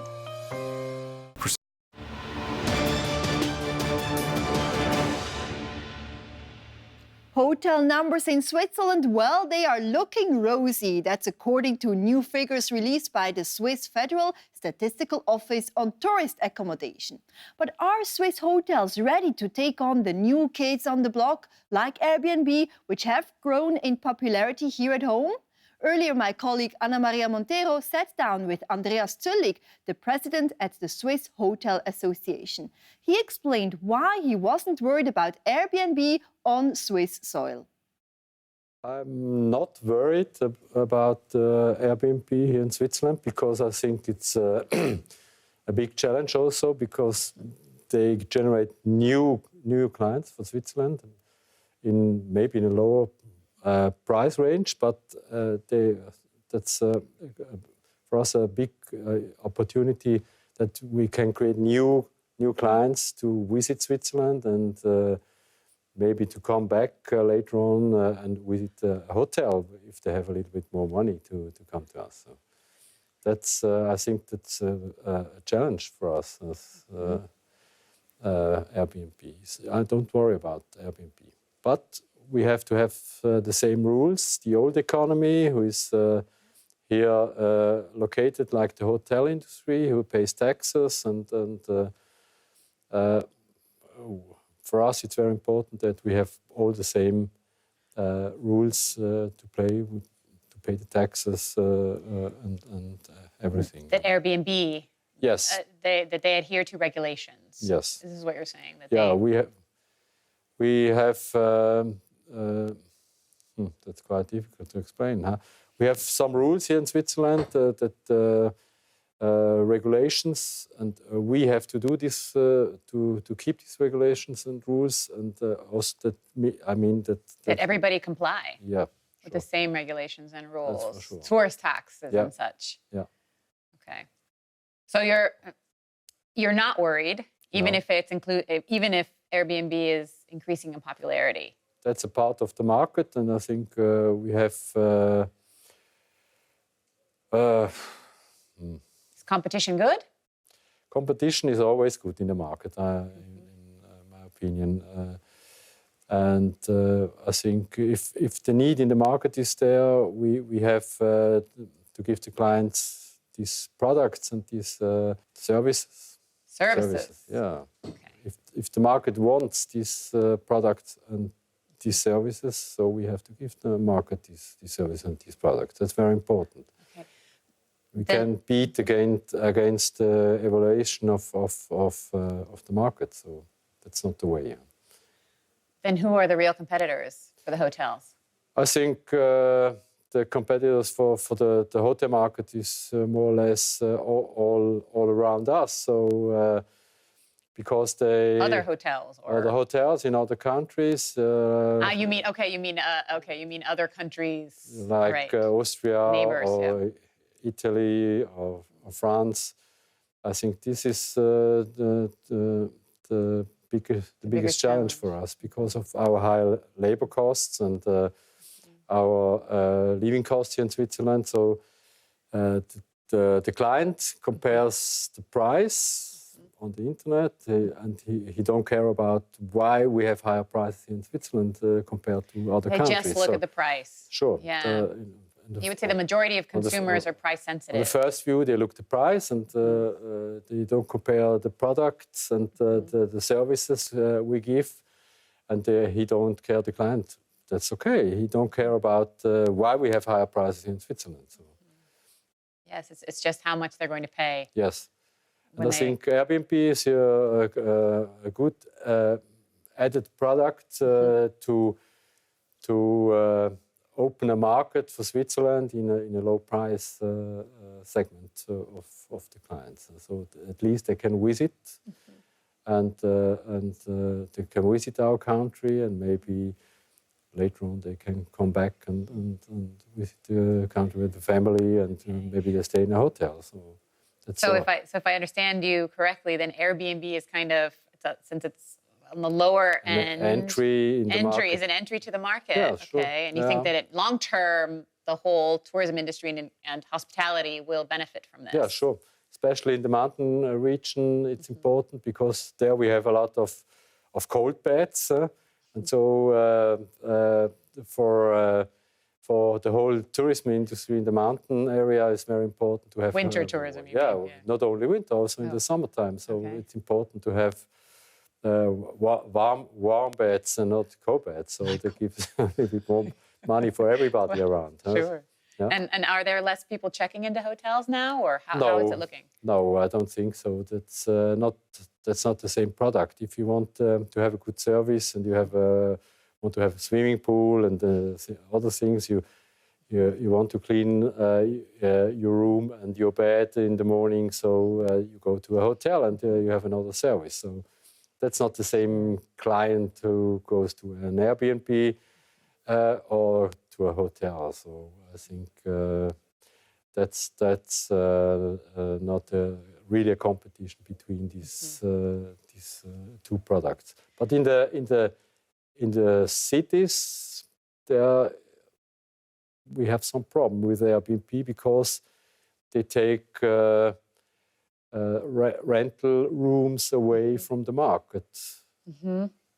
So we see a problem like this in cities like Venice, and Palma de Mallorca has some problem with Airbnb, with the renting of apartments, because for the how do you say, living people, the people who live there, the owners, they have problems to find some living space or an apartment and pay a normal price, market price. Yes, I can see that. But in Switzerland, that's not the case. In big yeah, cities. in Zurich, it starts a little bit in this direction, and Berlin has. If you look at Berlin, for example, they have forbidden to Airbnb in the city, so you can rent your apartments via Airbnb in Berlin because they really have big problems to have enough apartments for the local people who lives and work in the city. So, but you're not obligated to give your apartment on Airbnb, right? To list your apartment. No, you're not obligated to give your apartment. But if you give your apartment and then you have nowhere to go, then it's easier to rent an apartment to Airbnb because you know exactly that you get the money, because you get the money before, and you know exactly that these clients leave after 1 or 2 weeks your apartment. So it's easier, and you earn more if you compare it to the normal market. So. Well, you not only run you are not only the president of the Hotel Association, you also run the Schweizer Hof in Lenzerheide. Mm-hmm. What are you doing in your own hotel? What strategies are you putting in place? In our building, we have also 115 apartments, and a few of them are also rented by Airbnb or sold by Airbnb. In your hotel? In our hotel. Okay. We are not the owner of these apartments. We have our rooms, normal hotel rooms. Okay. But 150 apartments are also part of the hotel. Yes. Okay. And we profit because they come to drink a coffee, to come for breakfast. Maybe they use the wellness area and things like that. So it's, in my opinion, is a win-win situation for both, for the hotel and also for the whole area. So there is a way to move forward in a collaborative way. Sure, with that's Airbnb. The only way I think we can respond to these market needs. If I want to go to the Schweizer Hof in Lenzerheide and I have a choice of renting an Airbnb apartment in your hotel and staying in your hotel, why should I stay at your hotel when I can stay at Airbnb apartment? We have more services. You clean your apartment the whole year, and you prepare your breakfast every morning. So that's something we do for you, and you have nothing to do, and you can use the whole wellness area. Yeah. It's included in our price. So we give you a lot of services, plus, and then you really have holidays, not go shopping for the lunch or for dinner. So then you have really holiday from. I'm laughing. I'm only laughing because I am a mother, and so yes, when the holiday comes, I don't want to continue housework. Yeah, when for children, for your kids, we have also a kindergarten, right? And then you can go to, for example, for cosmetic or massage. There's a lot of amenities that come with the hotel. And if you rent an apartment, you have to do everything yourself. So that's a big difference. So. This is true. Maybe it's cheaper, but I don't think that the value, you have the same value. You get also a big value for the price. So I'm going to put you on the spot again. Have you ever stayed in an Airbnb? Not yet, but I have 2 kids, 2 boys, and they have already been to Barcelona, for example, and they have rented an Airbnb apartment. Yeah, they liked it. But they were in a 3.5 apartment. There were 8 people, so I don't think. They went with 6 of their closest friends. When you travel on this budget, for young people, that's okay. It's a question of budget too, right? Sure. You can get a better. Better deal. They like to spend better the money outside of the apartment for the bar or for going eating together and have fun and not to pay for accommodations. So from where you're sitting, actually, what is the future of the hospitality industry? I think Where are we going? We still also in 100 years ago we had already hotels with good service here in Switzerland. You talked about the 5-star hotels we have in the mountains. That's something unique here in Switzerland. So many 5-star, not old hotels, but historic hotels. You can really feel the beginning of the tourism here in Switzerland. If we are the original. And if you would like to feel and see the original, you have to come here to Switzerland. So I think also in 100 years, the need of the market is still there for some holidays in a hotel with all the services and the personal services, the human contact. I think also in 100 years, we have still hospitality industry here in Switzerland. I'm very optimistic about that. So next time I see you, will you be listing Schweizerhof Lenzer Heide on Airbnb? Potentially? No, I don't think so. Maybe it could be a possible new market for us, also for maybe a few rooms to rent via Airbnb. Why not? Without service, good for a good price. That's an idea. That's a good idea. Maybe it's an industrialization of our business. And I think we should be open for solutions or maybe ideas in this direction. All right, last question. Where do you stay on your next holiday? In Switzerland? My next holidays? No. My boy, one of my boys, is in a study in Port Elizabeth, South Africa. Okay. And in April, we will visit him for 1 week. We go to South Africa. Okay. But not in an Airbnb apartment. We go to a hotel.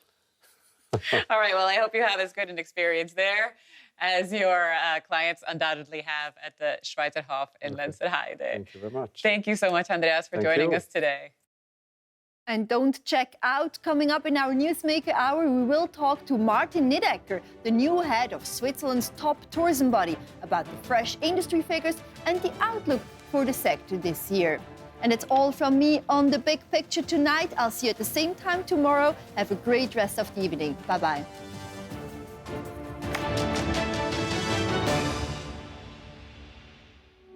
CNN Money Switzerland weather.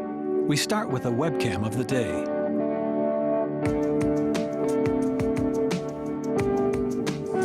Here is an overview of the values recorded in the last hours.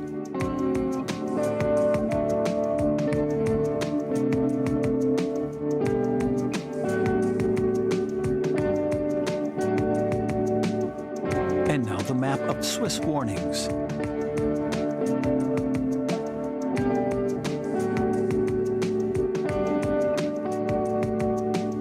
Let's have a look to forecasts for tomorrow morning.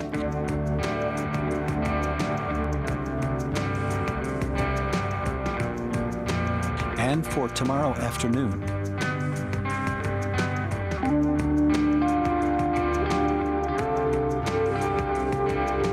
Here is an overview for the next days in German-speaking Switzerland. In Western Switzerland.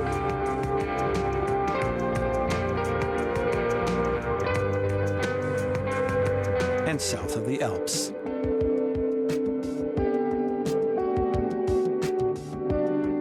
Thanks for following us.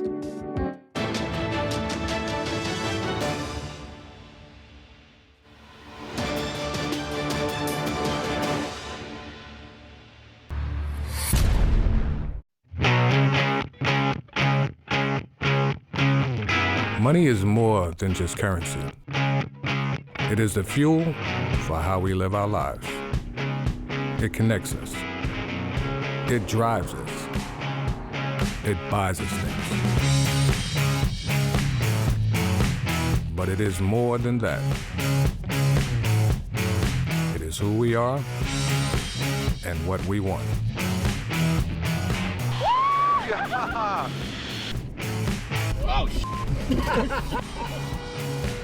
Money isn't everything, but it is everywhere. And so are we.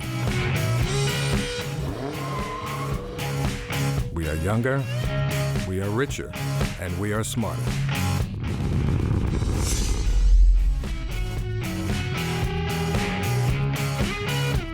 We are money.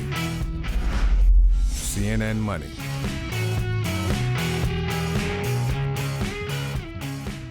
The Newsmaker is the ultimate talk show where the biggest names in Switzerland tell you their most important stories. We delve into the economy, markets, politics, real estate, media, technology, and more to sharpen your mind and broaden your horizon. Every weekday from 8 to 9 p.m. CNN Money Switzerland brings you the content you need, whenever, wherever you need it. On our website, CNNMoney.ch, or on your favorite social media platform. Only from CNN Money Switzerland.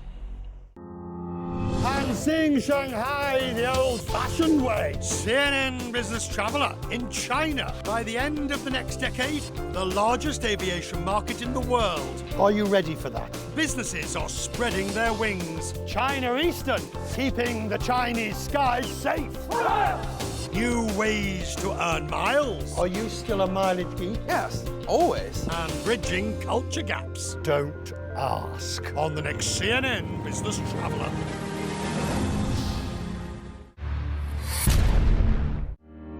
CNN Money Switzerland is designed to flow through information. Our network provides a unique take on live, worldwide financial news.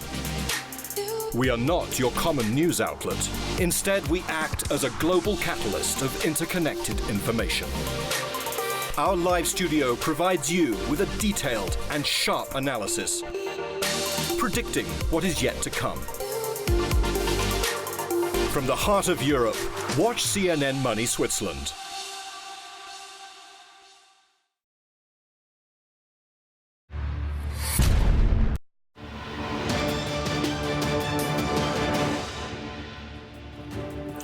Succeeding a director who's been in his job for almost 20 years can be a daunting task.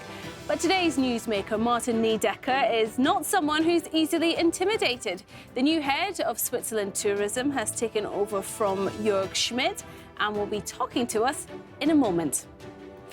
And with markets still on the volatile side, is property the safe haven to head for? We compare the two asset classes and the complexities they entail. Good evening, I'm Hannah Wise and you are watching The Newsmaker.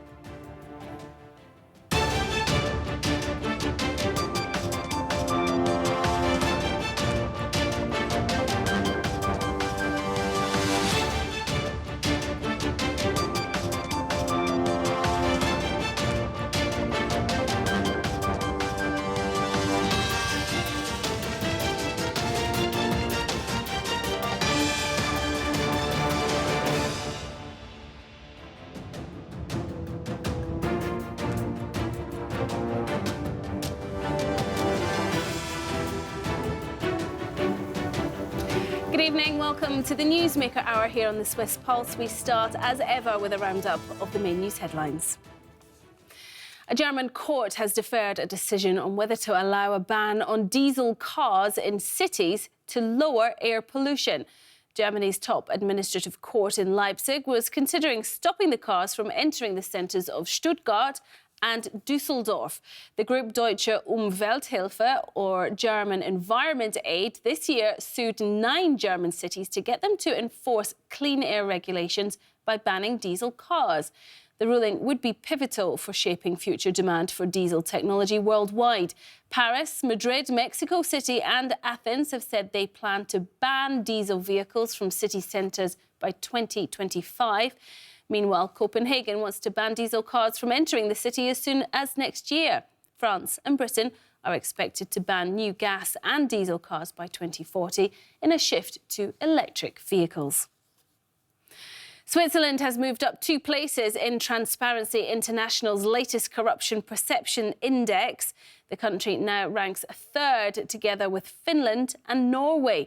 The Global Watchdog's annual index for 2017 was published on Wednesday. Only New Zealand and Denmark are perceived as being less corrupt than Switzerland. The private sector was not included in the statistics, and the report also did not take into consideration potentially corrupt activity by Swiss companies abroad. Somalia, South Sudan and Syria were listed as the worst performing countries in the index. In Greece, MPs voted on Thursday to investigate 10 politicians involved in allegations of bribes taken from Swiss pharma giant Novartis. The company has been linked to the wrongdoing by the Greek politicians, which include 2 ex-prime ministers. Greek prosecutors, who were originally tipped off by US authorities, allege politicians took bribes amounting to 50 million euros or 57 million francs between 2006 and 2015 to promote Novartis products. Novartis has said it's been cooperating with authorities and conducting its own audit. Swisscom is to launch the 5th mobile generation in Switzerland this year. The telecommunications company says this is 2 years earlier than originally expected. 5G enables faster speeds, higher capacities and shorter response times. First 5G-ready mobile phones are expected to hit the markets at the beginning of 2019. Swiss tourism is heating up again after an 8-year decline. In 2017, the Swiss hotel industry recorded 37.4 million overnight stays.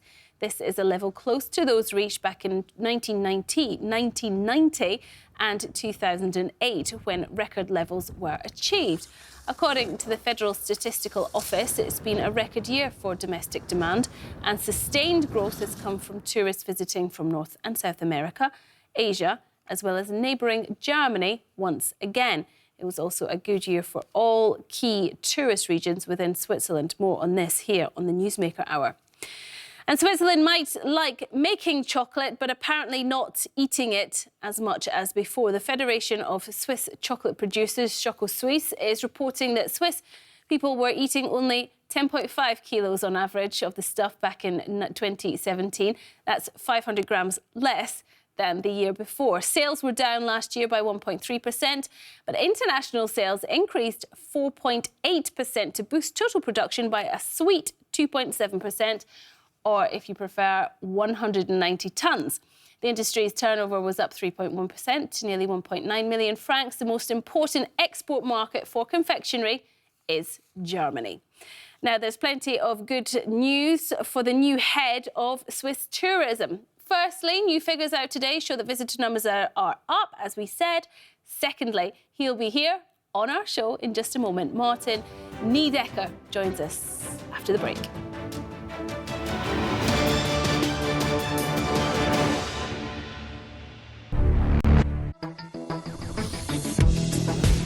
Let's talk tech. Do you want to see the latest gadgets? Understand where robotics will take us next? Find out more about the pioneers and their latest research?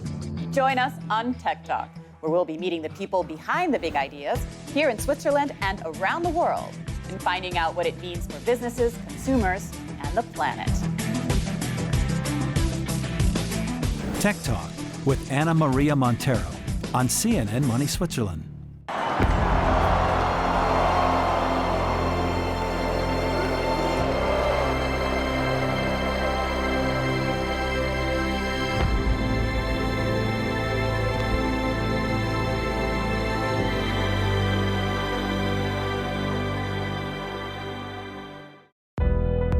How do you turn your idea into a successful business in Switzerland? If you want to develop your business, have individual mentoring and coaching, optimize your business model, develop a marketing strategy, acquire new skills, learn how to network. Autrement dit, formation, business opportunities anywhere.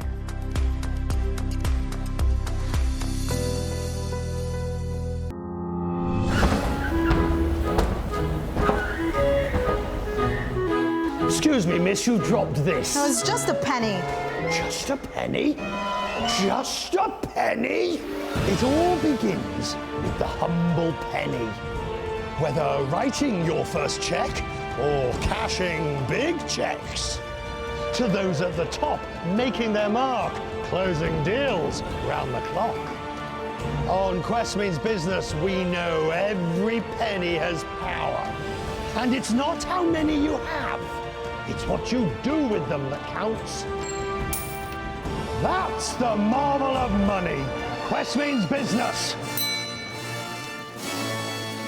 What a profitable hour! Only from CNN Money Switzerland.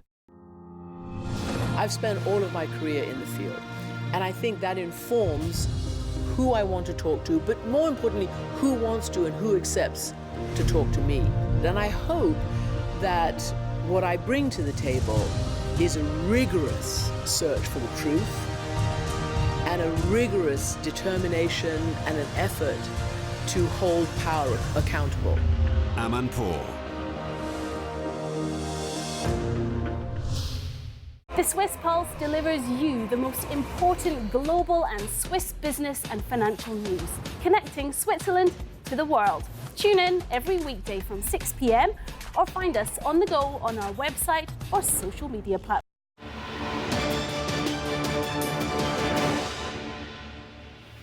Welcome back. Switzerland Tourism, the national marketing and sales organisation, held its annual media conference this Thursday and had some very positive news to reveal. The Swiss tourism industry seems to have achieved somewhat of a turnaround.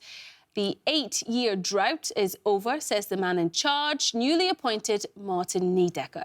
And starting with the good news is certainly a good way to start a new job, especially when it's in such an exposed position. His predecessor, Jörg Schmidt, was dubbed Mr. Switzerland Tourism after almost 20 years in the job. So these are quite some shoes to fill. Joining me now to tell us just how he plans to do so is Martin NYDEGGER. Thank you very much indeed for coming and joining us here for the NewsMaker. Let's start with this turnaround. What's changed? Well, first of all, thank you very much for having me. You're asking about the past year, about Yes. 2017 was changed. There has been a significant change in terms of numbers because we have actually gone through an 8-year drought. We had great sufferings from currency exchange and from other issues. So it's been really a large, tremendous relief after all these years to have a positive impact now. So what did that come from? What changed to bring this positive impact? You know, tourism is a very fragile, a very sensitive industry. It actually requires just one factor that goes wrong, and you can immediately see it in a negative impact in tourism.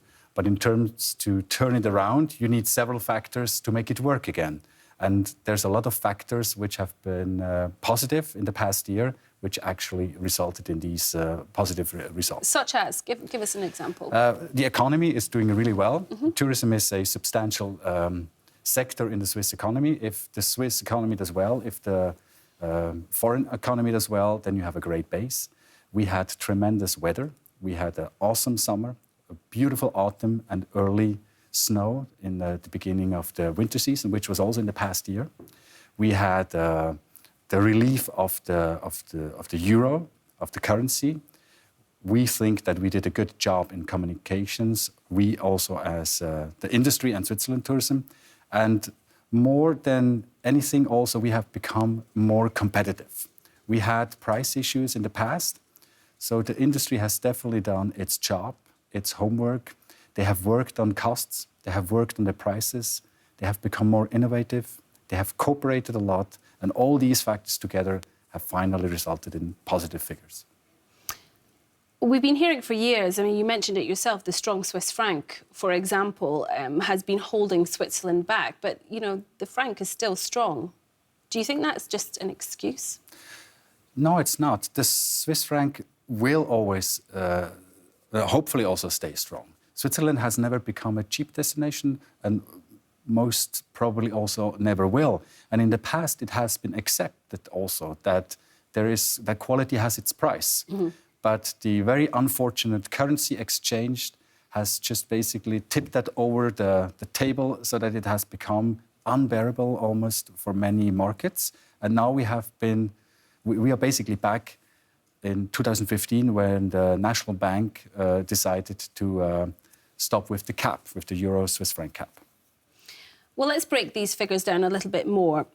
What are the most important markets for you when it comes to domestic tourism in Switzerland is the most important. We have about 45% of all overnights within Switzerland are Swiss who stay in their own country, and we're very grateful for that because, number one, they're loyal. Number two, they're also not so sensitive to the prices as they earn their money here. And also they travel everywhere in Switzerland. They're not only going to the main attractions, they're also going to the small valleys. They go and discover the little villages. So they all over the place. That makes it very, very helpful. Then we have, from the foreign markets, we have Germany. Germany is source market number one. It's about 3.7 million overnights from Germany. Then we have the United States and then UK. And from the far markets, there's China with about 1.4 million overnights.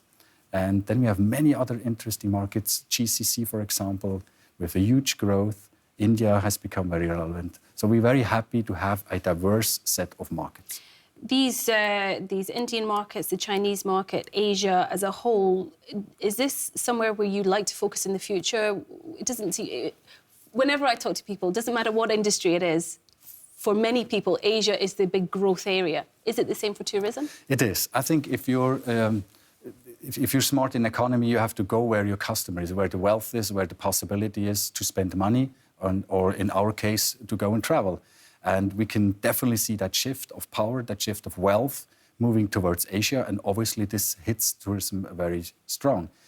Also, internationally, the Asian markets are very relevant, substantial, and so it is for Switzerland. But we're not only doing this since a couple of years. We have opened our offices 10, 20 years ago. So we have strong roots and a long history in maintaining strong relationships with those markets. Chinese visitors, though, when they come to Switzerland, they stay on average 1.3 days in Switzerland, which isn't much. How can you develop that further? Because there are a lot of restrictions on Chinese people coming here. Yeah, we definitely, our main intention is to expand the average day of, the average length of stay. That's very important. It's not so easy to do so. But you see that a lot in emerging markets or in growing markets, that they start in groups. They start in combining different countries. They come here and they visit not only Switzerland, but maybe a couple of European countries. That's basically in a pre-mature stage of a market that happens. That happened also in Japan 30 years ago. But then you immediately move into a maturity cycle where people come again. These guests will probably love Switzerland and want to extend their stay, maybe travel with their families, so we have more people. And this is basically our main intention, to make sure that when they come in groups, they come again. But part of the challenge is that even though they may want to and may have the money to do that, the fact that Switzerland isn't as open as it could be lets Swiss tourism down. For example, the competitive index at WEF, Switzerland's dropped quite a few places. The openness of Switzerland, its visas and things like that is part of that. And various things like not enough outdoor activities. How are you addressing that part? We address the visa issue, we address very strongly. For example, we have now multiple visa sections, visa facility offices, which makes it significantly easier for Chinese visitors to receive a visa. That was a big task we had to do with the Foreign Office of Switzerland. And in order to make sure that they stay longer, we also develop products. So we're not only doing that via marketing and communication instruments and tools, we also develop products which make sure that they feel at home. For example, Chinese, we're looking now at beautiful winter pictures here. They love snow because that's something they're really interested in, but they have no idea how to carve down a lovely slope. But because this element of snow is very foreign to them, we have to gradually introduce them to the element of snow. So we have a program that's called First Ski Experience. Mm-hmm. Basically, they can just walk in 25 destinations. They receive a pass, they receive the full equipment, whatever they need to go skiing, and they get the company of a ski instructor. So that's a full set program, and it's everywhere the same. Very easy, very convenient. And basically, they're being introduced to the element of snow. They basically going a bit skiing, obviously taking a lot of pictures, and finally they can say, I skied the Swiss Alps. What needs to be done to improve further everyone's experience when they come here? I'm thinking infrastructure, hotels, and the quality of hotels. You said yourself, people expect a certain level of quality here. Yeah, and that's definitely something which we have made tremendous improvement in the last couple of years. Because what Switzerland went through in the last 8 years was a crisis situation. And as we had that about 20, 30 years ago with the watch industry, or a couple of years back with the bank industry, when the bank secrecy disappeared, this is basically something similar what the Swiss tourism industry went through. They really did their homework. They really worked on hospitality. They worked on the infrastructure. They have invested, although it was a tough time, but they have invested in renovation, and you can really tell. And also because we have become more competitive in terms of prices, because most countries around Switzerland have raised the prices, and Switzerland did the opposite. So the competitiveness is definitely set. And how are hotels managing to renovate? I mean, do they get much support from the state, for example? We have different programs. We have different promotion programs from states, but also from privates, which are in place. We also see in Switzerland, we are very happy about it. It's very obvious that we get a lot of private investors. If you look at the last large investment, for example, the Hotel Bürgenstock, which is a Qatari group, they love to invest in Switzerland because they believe in the future of tourism in Switzerland. It's a smart investment for them. What about, as you were waiting to come in here, I don't know if you caught our big picture this evening. We were talking about hotels versus Airbnb. What do you think about that market and that developing market? Well, I don't know if that versus is right in place, because Airbnb is a little bit like Booking. It's a tech company which is placed in tourism, and they're here to stay. They won't disappear. What they have to do is they have to stick to the rules and the regulations. That was my next question. They have to definitely make sure that they're going to fill those regulations. Is there enough regulation? We have plenty of regulations in Switzerland, maybe even too many, but they are there to... This is not a discussion if the regulations are smart or not, or if they're good. Right now, it's about that they should fulfill the same regulations that hotels do.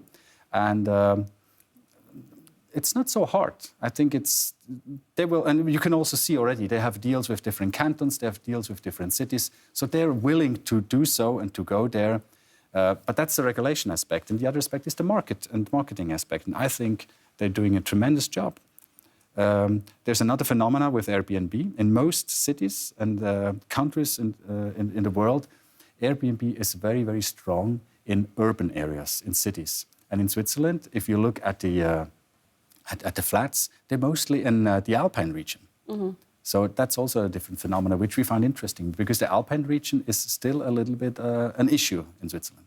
What, there's not enough accommodation, and so that this kind of fills a gap? No, the Alpine region has not still recovered from the bad past. We do. They have made an increase now in 2017, but.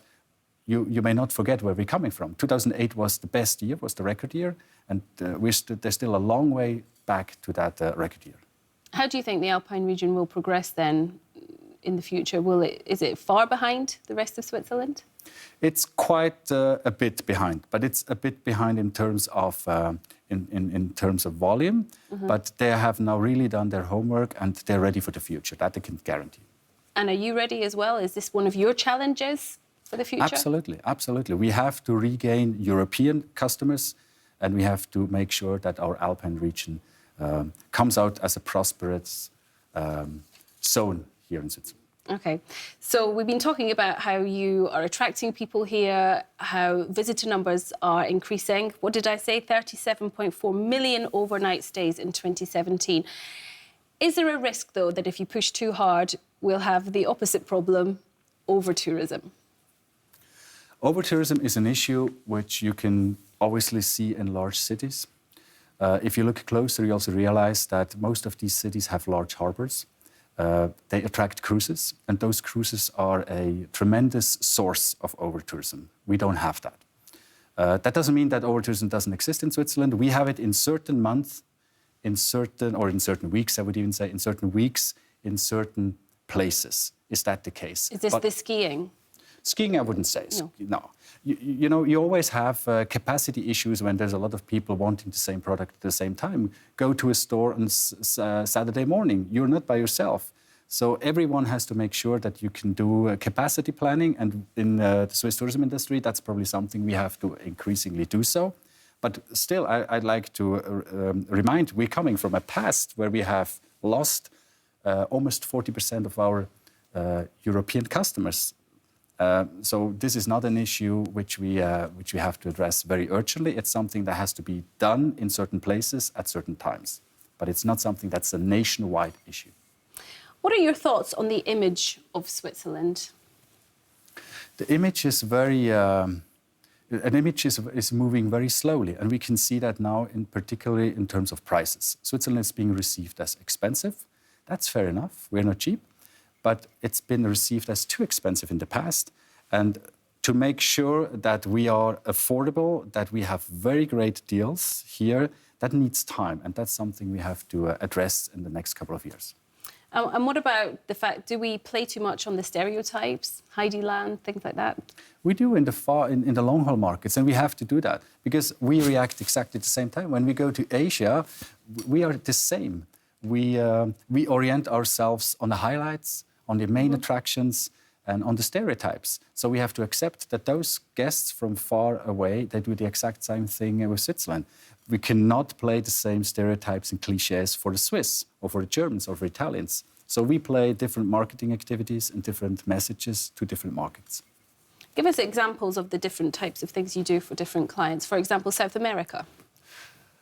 South America is also like the Asian market. It's a long-haul market, so they still work. On the cliches. But the difference, for example, I would say in Germany, Germany they go and visit also the valleys, and they're very experience related. So they're not coming here to just spend a vacation. They want to have a particular experience, a typical Swiss experience, which they cannot have anywhere else. And it's our job to provide those experiences. So we're setting up an experienced marketing campaign to make sure that they get exactly what they want. And this is something you're setting up? That's something that's already in place, and that's something that's a strategy which we're going to continue. What about the Olympics? They've been going on in South Korea. We've been covering it here on CNN Money Switzerland. What impact could it have for Switzerland if Sion was successful in 2026? It could have, for tourism, I'm now talking as a tourism guy. In terms of tourism, it would have a phenomenal impact for different reasons. Number one, it has definitely a very positive attraction. It's like a magnet. It's something which you're looking forward because anticipation has a really strong power. And I think to have the Olympic Winter Games in Switzerland, and we can basically look forward for 7 years or 6 years to this main event that has an enormous power. It would definitely enhance investment in tourism, in winter tourism. And it's also helping us to position Switzerland more as a winter sport destination. So we're very much for it. And do we actually benefit conversely? So while Pyeongchang's been having the Winter Olympics, this time round, Switzerland is very present there. Do we benefit from that kind of presence when we're there? We do. If we in Switzerland decide that we're going to set up a candidacy, step number one is then to make sure we win the candidacy. So you need to address the members of the Olympic Committee, and they're all there, and they see and what you're capable of, and they see our messages. So it's an important task what they're doing there right now. OK, well, we'll continue this conversation after this very short break. Do stay with us. Please do stay with us. And don't forget, if you're watching at home, you can watch us on YouTube. You can catch us with our not-to-be-missed content online. That's at CNNMoney.ch. We'll be back after this short weather break.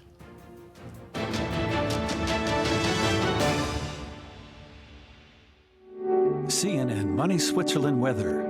We start with a webcam of the day.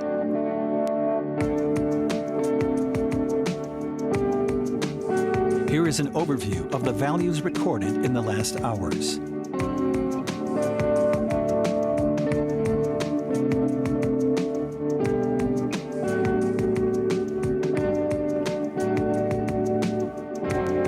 map of Swiss warnings.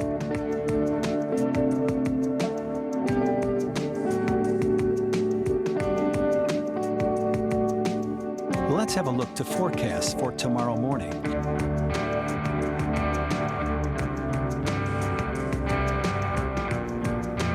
And for tomorrow afternoon.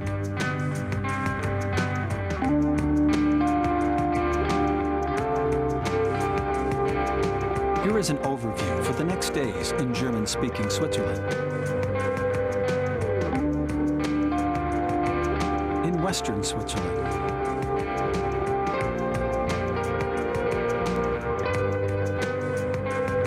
And south of the Alps.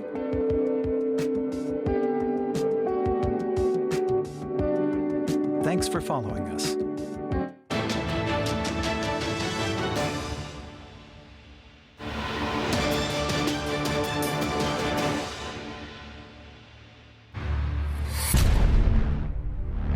Business is always changing. Keep up with CNN Money.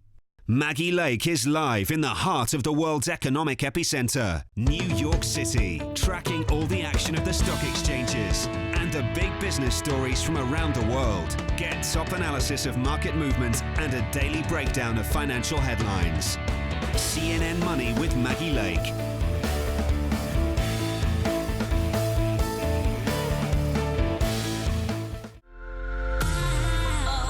Spotlight, CNN Money Switzerland's program dedicated to lifestyle, celebrity, entertainment and culture. We bring you a snapshot of the latest trends in Switzerland and around the world, from Hollywood to design, big names and rising stars, to art collectors and architects. It's right here under the spotlight. Spotlight with Martina Fuchs on CNN Money Switzerland. CNN Money Switzerland brings you the content you need, whenever you need it. Get the latest Swiss business and financial information on TV or on the go through our website, cnnmoney.ch, or through your favorite social media. The best Swiss business news, whenever and wherever you need it. Only from CNN Money Switzerland.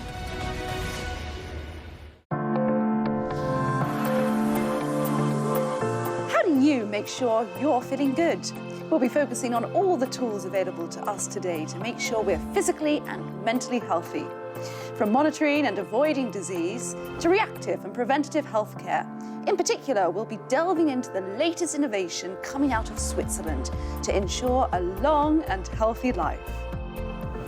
Feeling Good with Amanda Kane on CNN Money Switzerland. Since the founding of the Red Cross in 1863, the city of Geneva has a long tradition of hosting international organizations. In our program, International Geneva, we'll be exploring issues of international cooperation, humanitarian assistance and human rights, and talk to international players about the challenges and solutions to global problems. International Geneva with Martina Fuchs on CNN Money Switzerland.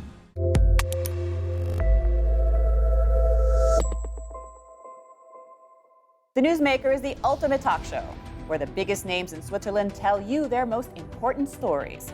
We delve into the economy, markets, politics, real estate, media, technology, and more to sharpen your mind and broaden your horizon. Every weekday from 8 to 9 p.m.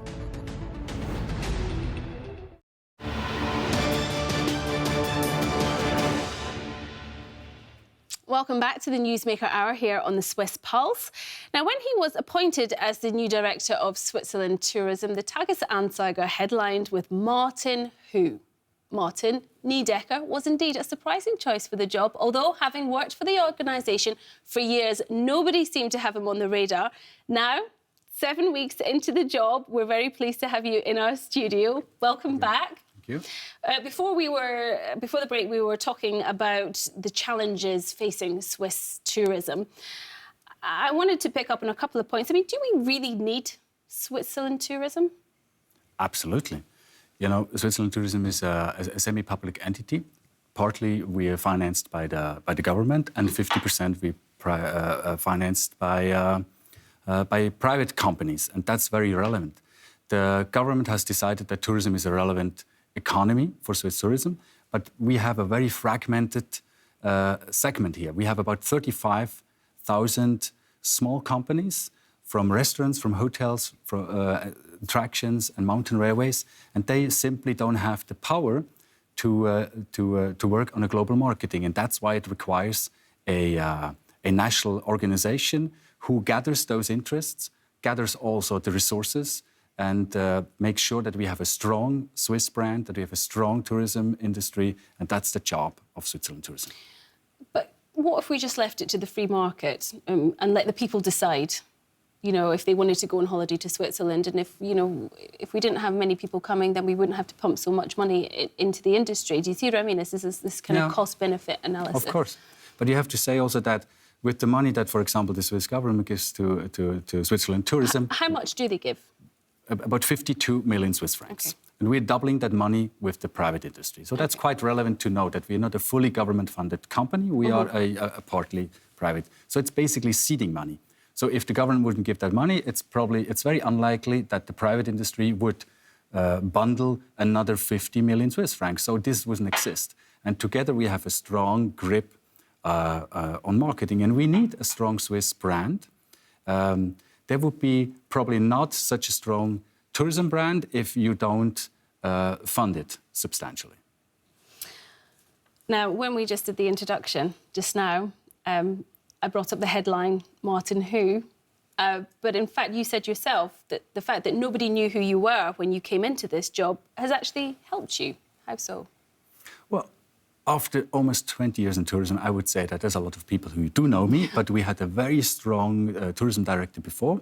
We all admired and loved him very much. And it's very clearly that Switzerland tourism doesn't need 2, 3, 4 faces, it needs one face. And that has been Jörg Schmidt, and he's done a tremendous job. And so there's not much possibility next strong face to have for others. So that's probably the surprising part. So how's it going now? Excellent. People know who you are? Excellent. Well, it's not my job to market myself. It's our job to make sure that we have a prosperous tourism industry. That's our job. And I think we're doing really well. It's a great start with the fantastic results of 2017. And we're very much looking forward to the future. Well, you say these are great results, and they are for Switzerland tourism, but it's a pretty tough job for you. You're coming in 7 weeks with a really high bar. How do you take that forward? Well, the bar is high in terms of growth, but still, I'd like to remind you where we're coming from. We are not at the level of 2008.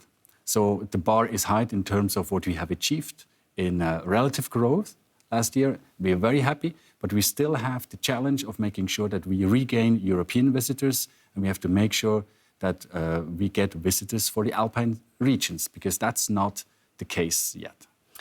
So what's your strategy going forward? Do you take on board what Jörg Schmidt has been doing over these last 18 years? Or now that you're in charge, are you going to take things in a new direction? Not an entirely new direction, because the strategy is right, what you have set up. But there's a couple of things which changes, and that's not changes because we want to change it. The world changes, society changes, economy changes, and we have to adapt very drastically. So we have already set up a couple of initiatives which we're going to do, and that's not because the past has been wrong, because the past has been really good at that time. And in terms of shaping the future, we need to take different measures. Explain what some of these... For example, we see a tremendous potential in health tourism. Switzerland has, as a vacation destination and also with its enormously potential medical services, we're going to combine those two assets and make sure that Switzerland is going to be positioned as a health destination. That's one aspect. Another aspect is, for example, autumn has been the little brother of summer so long. Autumn has now grown, it's developed, it's a strong character season, so it's matured into its own season. So we're going to launch autumn as its individual and independent season, for example. We are going to emphasize on product development. You cannot solve all the problems with marketing. You also have to work on the products, on the services. So we're going to make sure that we have more product innovation. We have already started that also in the past. For example, we came up with the Grand Tour of Switzerland, which is basically Route 66 of Switzerland. We have a long line of innovative products, so we're going to continue and expand on that. There's a lot of initiatives and ideas and disciplines which we're going to emphasize in the future. And how do you position yourselves, or how do you position Switzerland, you know, when you've got so much competition from France and Germany? We have a strong position due to our landscape. Because one motive that hasn't changed over the last 100 years is the main travel motive why people come to Switzerland. It's the mountains, it's the landscape, it's nature. Of course, there's a lot of different motives as well. There's also business, there's also incentive, but these are still the most relevant and the most important motives. And we're definitely going to strengthen those motives and not going away from them, because that would be a mistake. And there we have a very strong position. We're still on the bucket list of most Asian and European tourists, and we have to make sure we stay on that list. You said today that you want to aim more at women in the future as well. What did you mean by that? We have recognized through different sources and also by ourselves that in society women play a more important role, which is great. And especially younger women in Western society are the main decision driver for vacations. And we have maybe not really or not enough paid attention to that fact. So we need to make sure that in terms of our language, in terms of our pictures, in terms of our marketing communication tone, we need to address those decision makers, those women. So we want to become a little bit more sensual in our language. We want to become a little bit more aesthetic and to address those decision makers, which are women. And how do you reach out to them? What are your methods for reaching a female audience? Well, we don't have to reach different channels because they're all already there. We just have to change the way we talk to them. They're finally doing the same thing. They're going either with their family on a lovely skiing vacation. They're going with sister or mother or a friend to a spa weekend. They go maybe by themselves. So single or female solo traveler is also something which we have detected. But they're doing the same thing. They just want to be talked to in a different manner, in a more aesthetic way, and we plan to do so.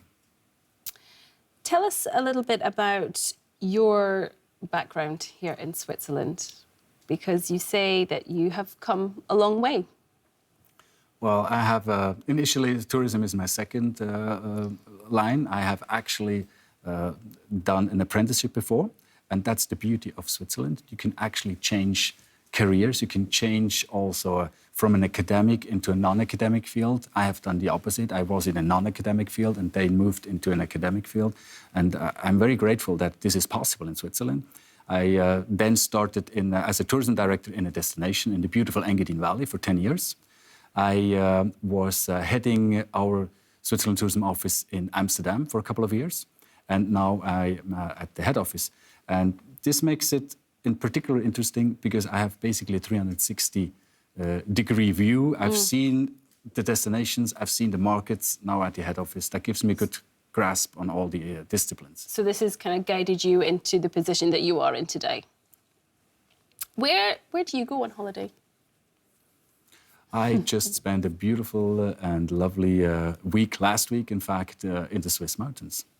So we do a lot with my family. We do a lot of short vacations because we love to discover Switzerland. Because Switzerland is so diverse.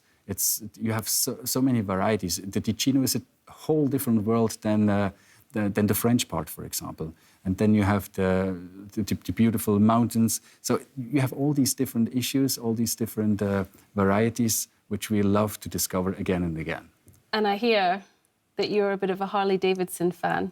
Is that where you get the inspiration for the Grand Tour?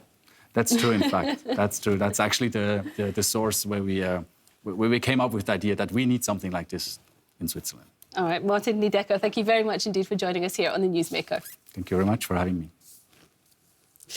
Now, next tonight, a bit of sports. Will we or won't we be ringing the cowbell this Thursday? As you may know, when Switzerland picks up a medal at the Winter Olympic Games, then it's time to start making some noise here in the studio at CNN Money Switzerland.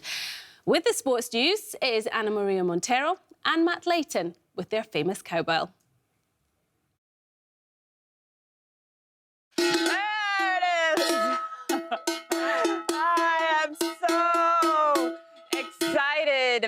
be ringing this bell again, not only because I like ringing the bell, but also because it means 2 more medals for our lady skiers. Frauenpower, tell us all about it. How exciting. Well, it was the middle of the night, but if you watched it, well, what a festival. And of course, it's the combined alpine event. Switzerland, to be fair, were favourites because they had the first and second in the World Championships this year. Michelle Gizin, the younger sister of Dominic, who won the gold in the downhill 4 years ago, was the fastest in her 2 runs. Wendy Holdener, who won the silver a couple of days ago in the slalom, was the third fastest, and Michaela Schifrin, let's not forget her from the United States of America. She came second, so it was a wonderful festivity. That's 3 gold medals so far for Switzerland. And a little bit before that, in the men's slalom, well, he's a giant. He's 2 meters tall, and people say you shouldn't be able to do slalom at 2 meters tall. And he said, just watch me. Of course, Ramon Zenhausen, he came second. His hero, he states, is Andre Meher. Now, Andre actually won for Sweden, so it's a wonderful day for them. So far, Switzerland had 3 more medals. It takes them up to a total of 11, which is what they were hoping, and still a few events to go. We were really excited before about the curling.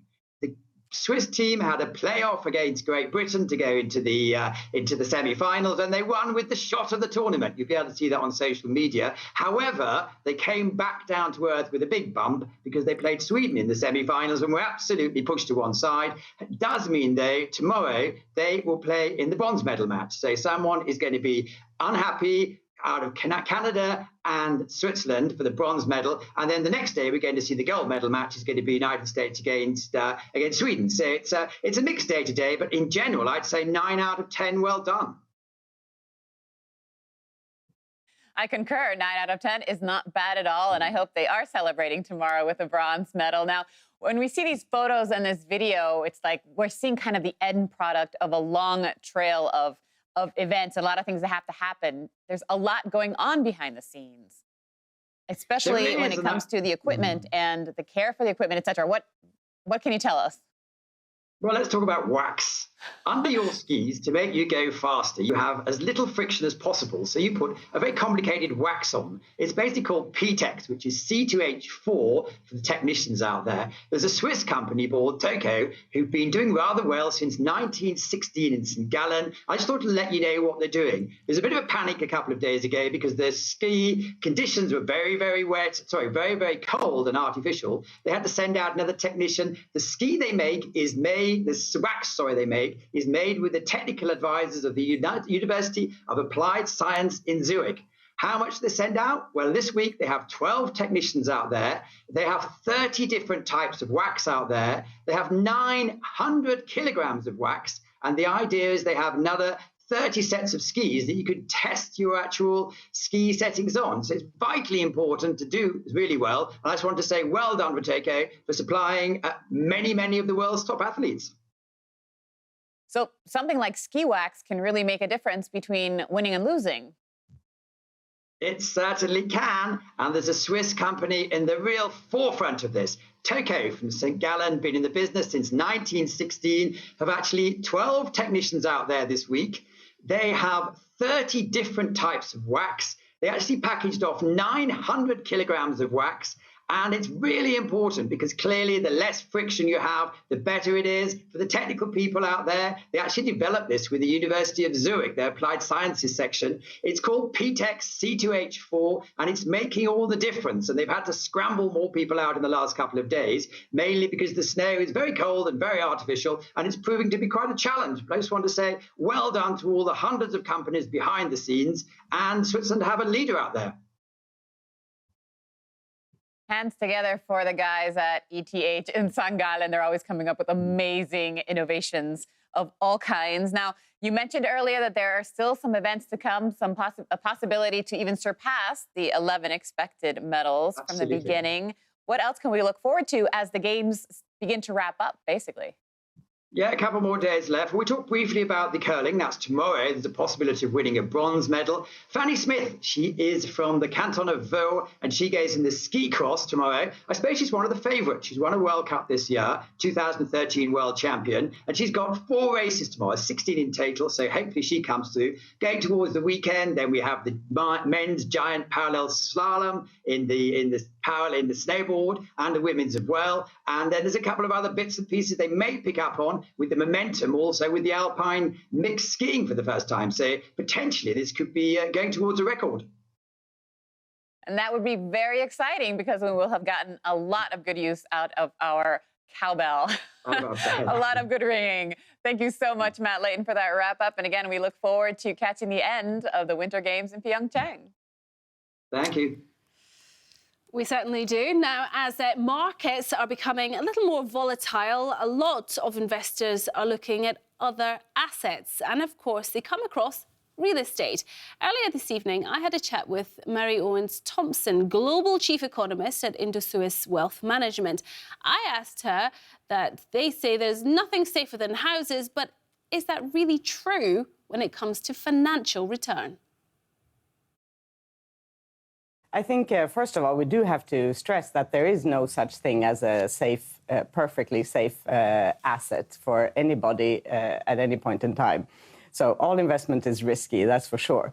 But the investor community likes to think about which asset classes return the most over some longer period. And I think the investor community has sort of concluded that the equity class is the place to be for long-term outperformance relative to other asset classes. And this now, I think we can question pretty much thanks to a report that was out, a working paper published by NBER at the end of last year, where a number of very qualified and able economists had amassed data from 1870 to 2015.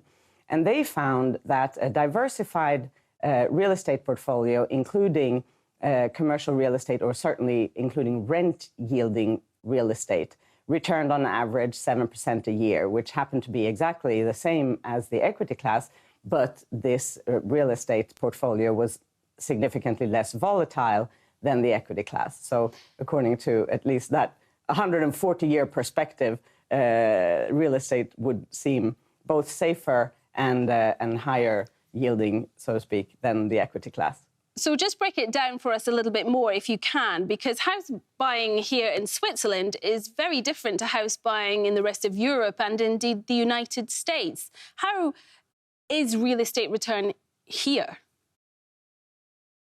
Right. I mean, I think that if I can go on this report, the crucial point that they're making, in my opinion, is that it's not enough to just buy your house. You have to, in order to match the returns that they quote, you have to have a well-diversified real estate portfolio that includes rent-yielding assets. So this is obviously difficult for most people because fortunes of the average person are usually not large enough to allow people to have this kind of diversified real estate portfolio, and most people are not involved in rent-yielding property. But there are instruments out there in the investor universe that can help people with relatively smaller fortunes also enter into that sphere of the real estate market. Well, let's pick up on that point, because our viewers who are sitting at home tonight may be saying, well, this doesn't bother me. I don't own a property. But not only could they invest in property, but it could be part of their pension as well, couldn't it? Because people are investing for the future in property. And this is it becoming an increasing phenomenon, do you think?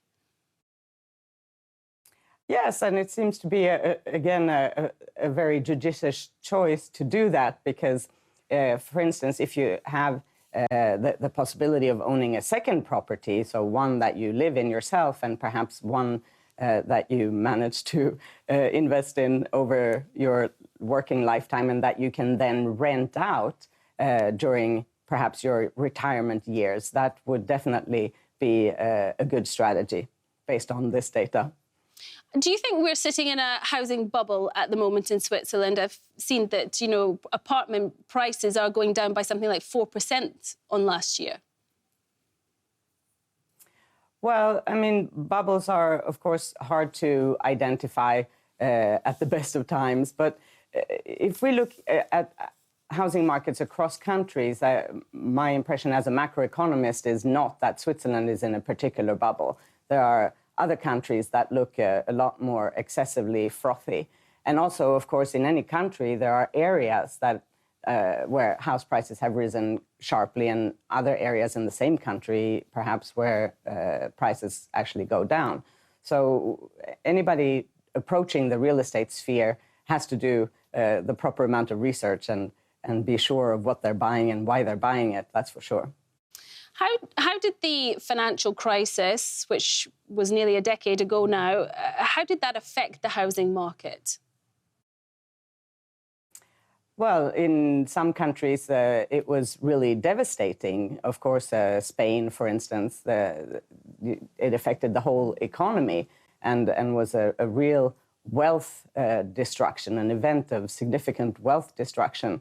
So it affected different countries to different extents. I was actually, I'm sorry to interrupt, but I was meaning in a kind of regulatory phenomenon, a way. Right. So I think that everybody has, or everybody, but in many countries, there has been an increase, an upsurge sort of in the, what we would call, sorry, I'm forgetting the name, more prudential, macroprudential regulation. There, finally, I remembered. So macroprudential regulation are, for instance, loan-to-value quotas and how much you can borrow in terms of percent of the actual house price and so on. So, before the crisis, there were places where you could borrow in excess even of the house price, which really gives you, obviously, no cushion whatsoever in terms of your capacity to pay these loans back if the market goes down. So I think Switzerland has been particularly good at using these macroprudential tools for making sure that there's no bubble in the Swiss housing market. So I think we can definitely applaud the Swiss for their prudent attitude to these kinds of issues. And let's think about the future then. We're talking about interest rate hikes forecast, certainly for the end of this year here in Switzerland. How do you think that will impact, firstly, house prices and of course, the real estate returns for people? Yeah, so, generally speaking, of course, higher interest rates is not necessarily a good thing. And the cost of borrowing goes up and arguably people will be less inclined to borrow. But it's not only the direction of interest rates, it's also the magnitude and the speed at which interest rates go up. And of course, it also depends on culturally in different countries, people tend to borrow at different maturities, and some countries borrow more at flexible interest rates, which would, of course, be hurt more than if interest rates go up, whereas those who borrow primarily at fixed interest rates, have a bit of a time cushion before they will be affected by rising interest rates. But if we're talking about rent-yielding properties, they can actually benefit from an environment where interest rates go up, where interest rates are actually rising. Arguably, rents would rise. So again, it's never easy to give a blanket answer to what people should do under any circumstance. But I do think that we can conclude that in a historic context, we still have low interest rates. So the general environment is still globally favorable for the housing market. And given the low interest rates in the bond market, there's also a relative advantage to be present in the housing market rather than in the bond market, for instance.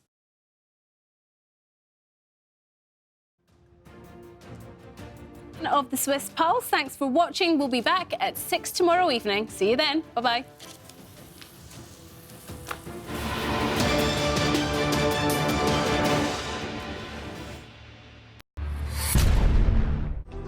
News programmes are usually full of short stories that hardly go beneath the surface.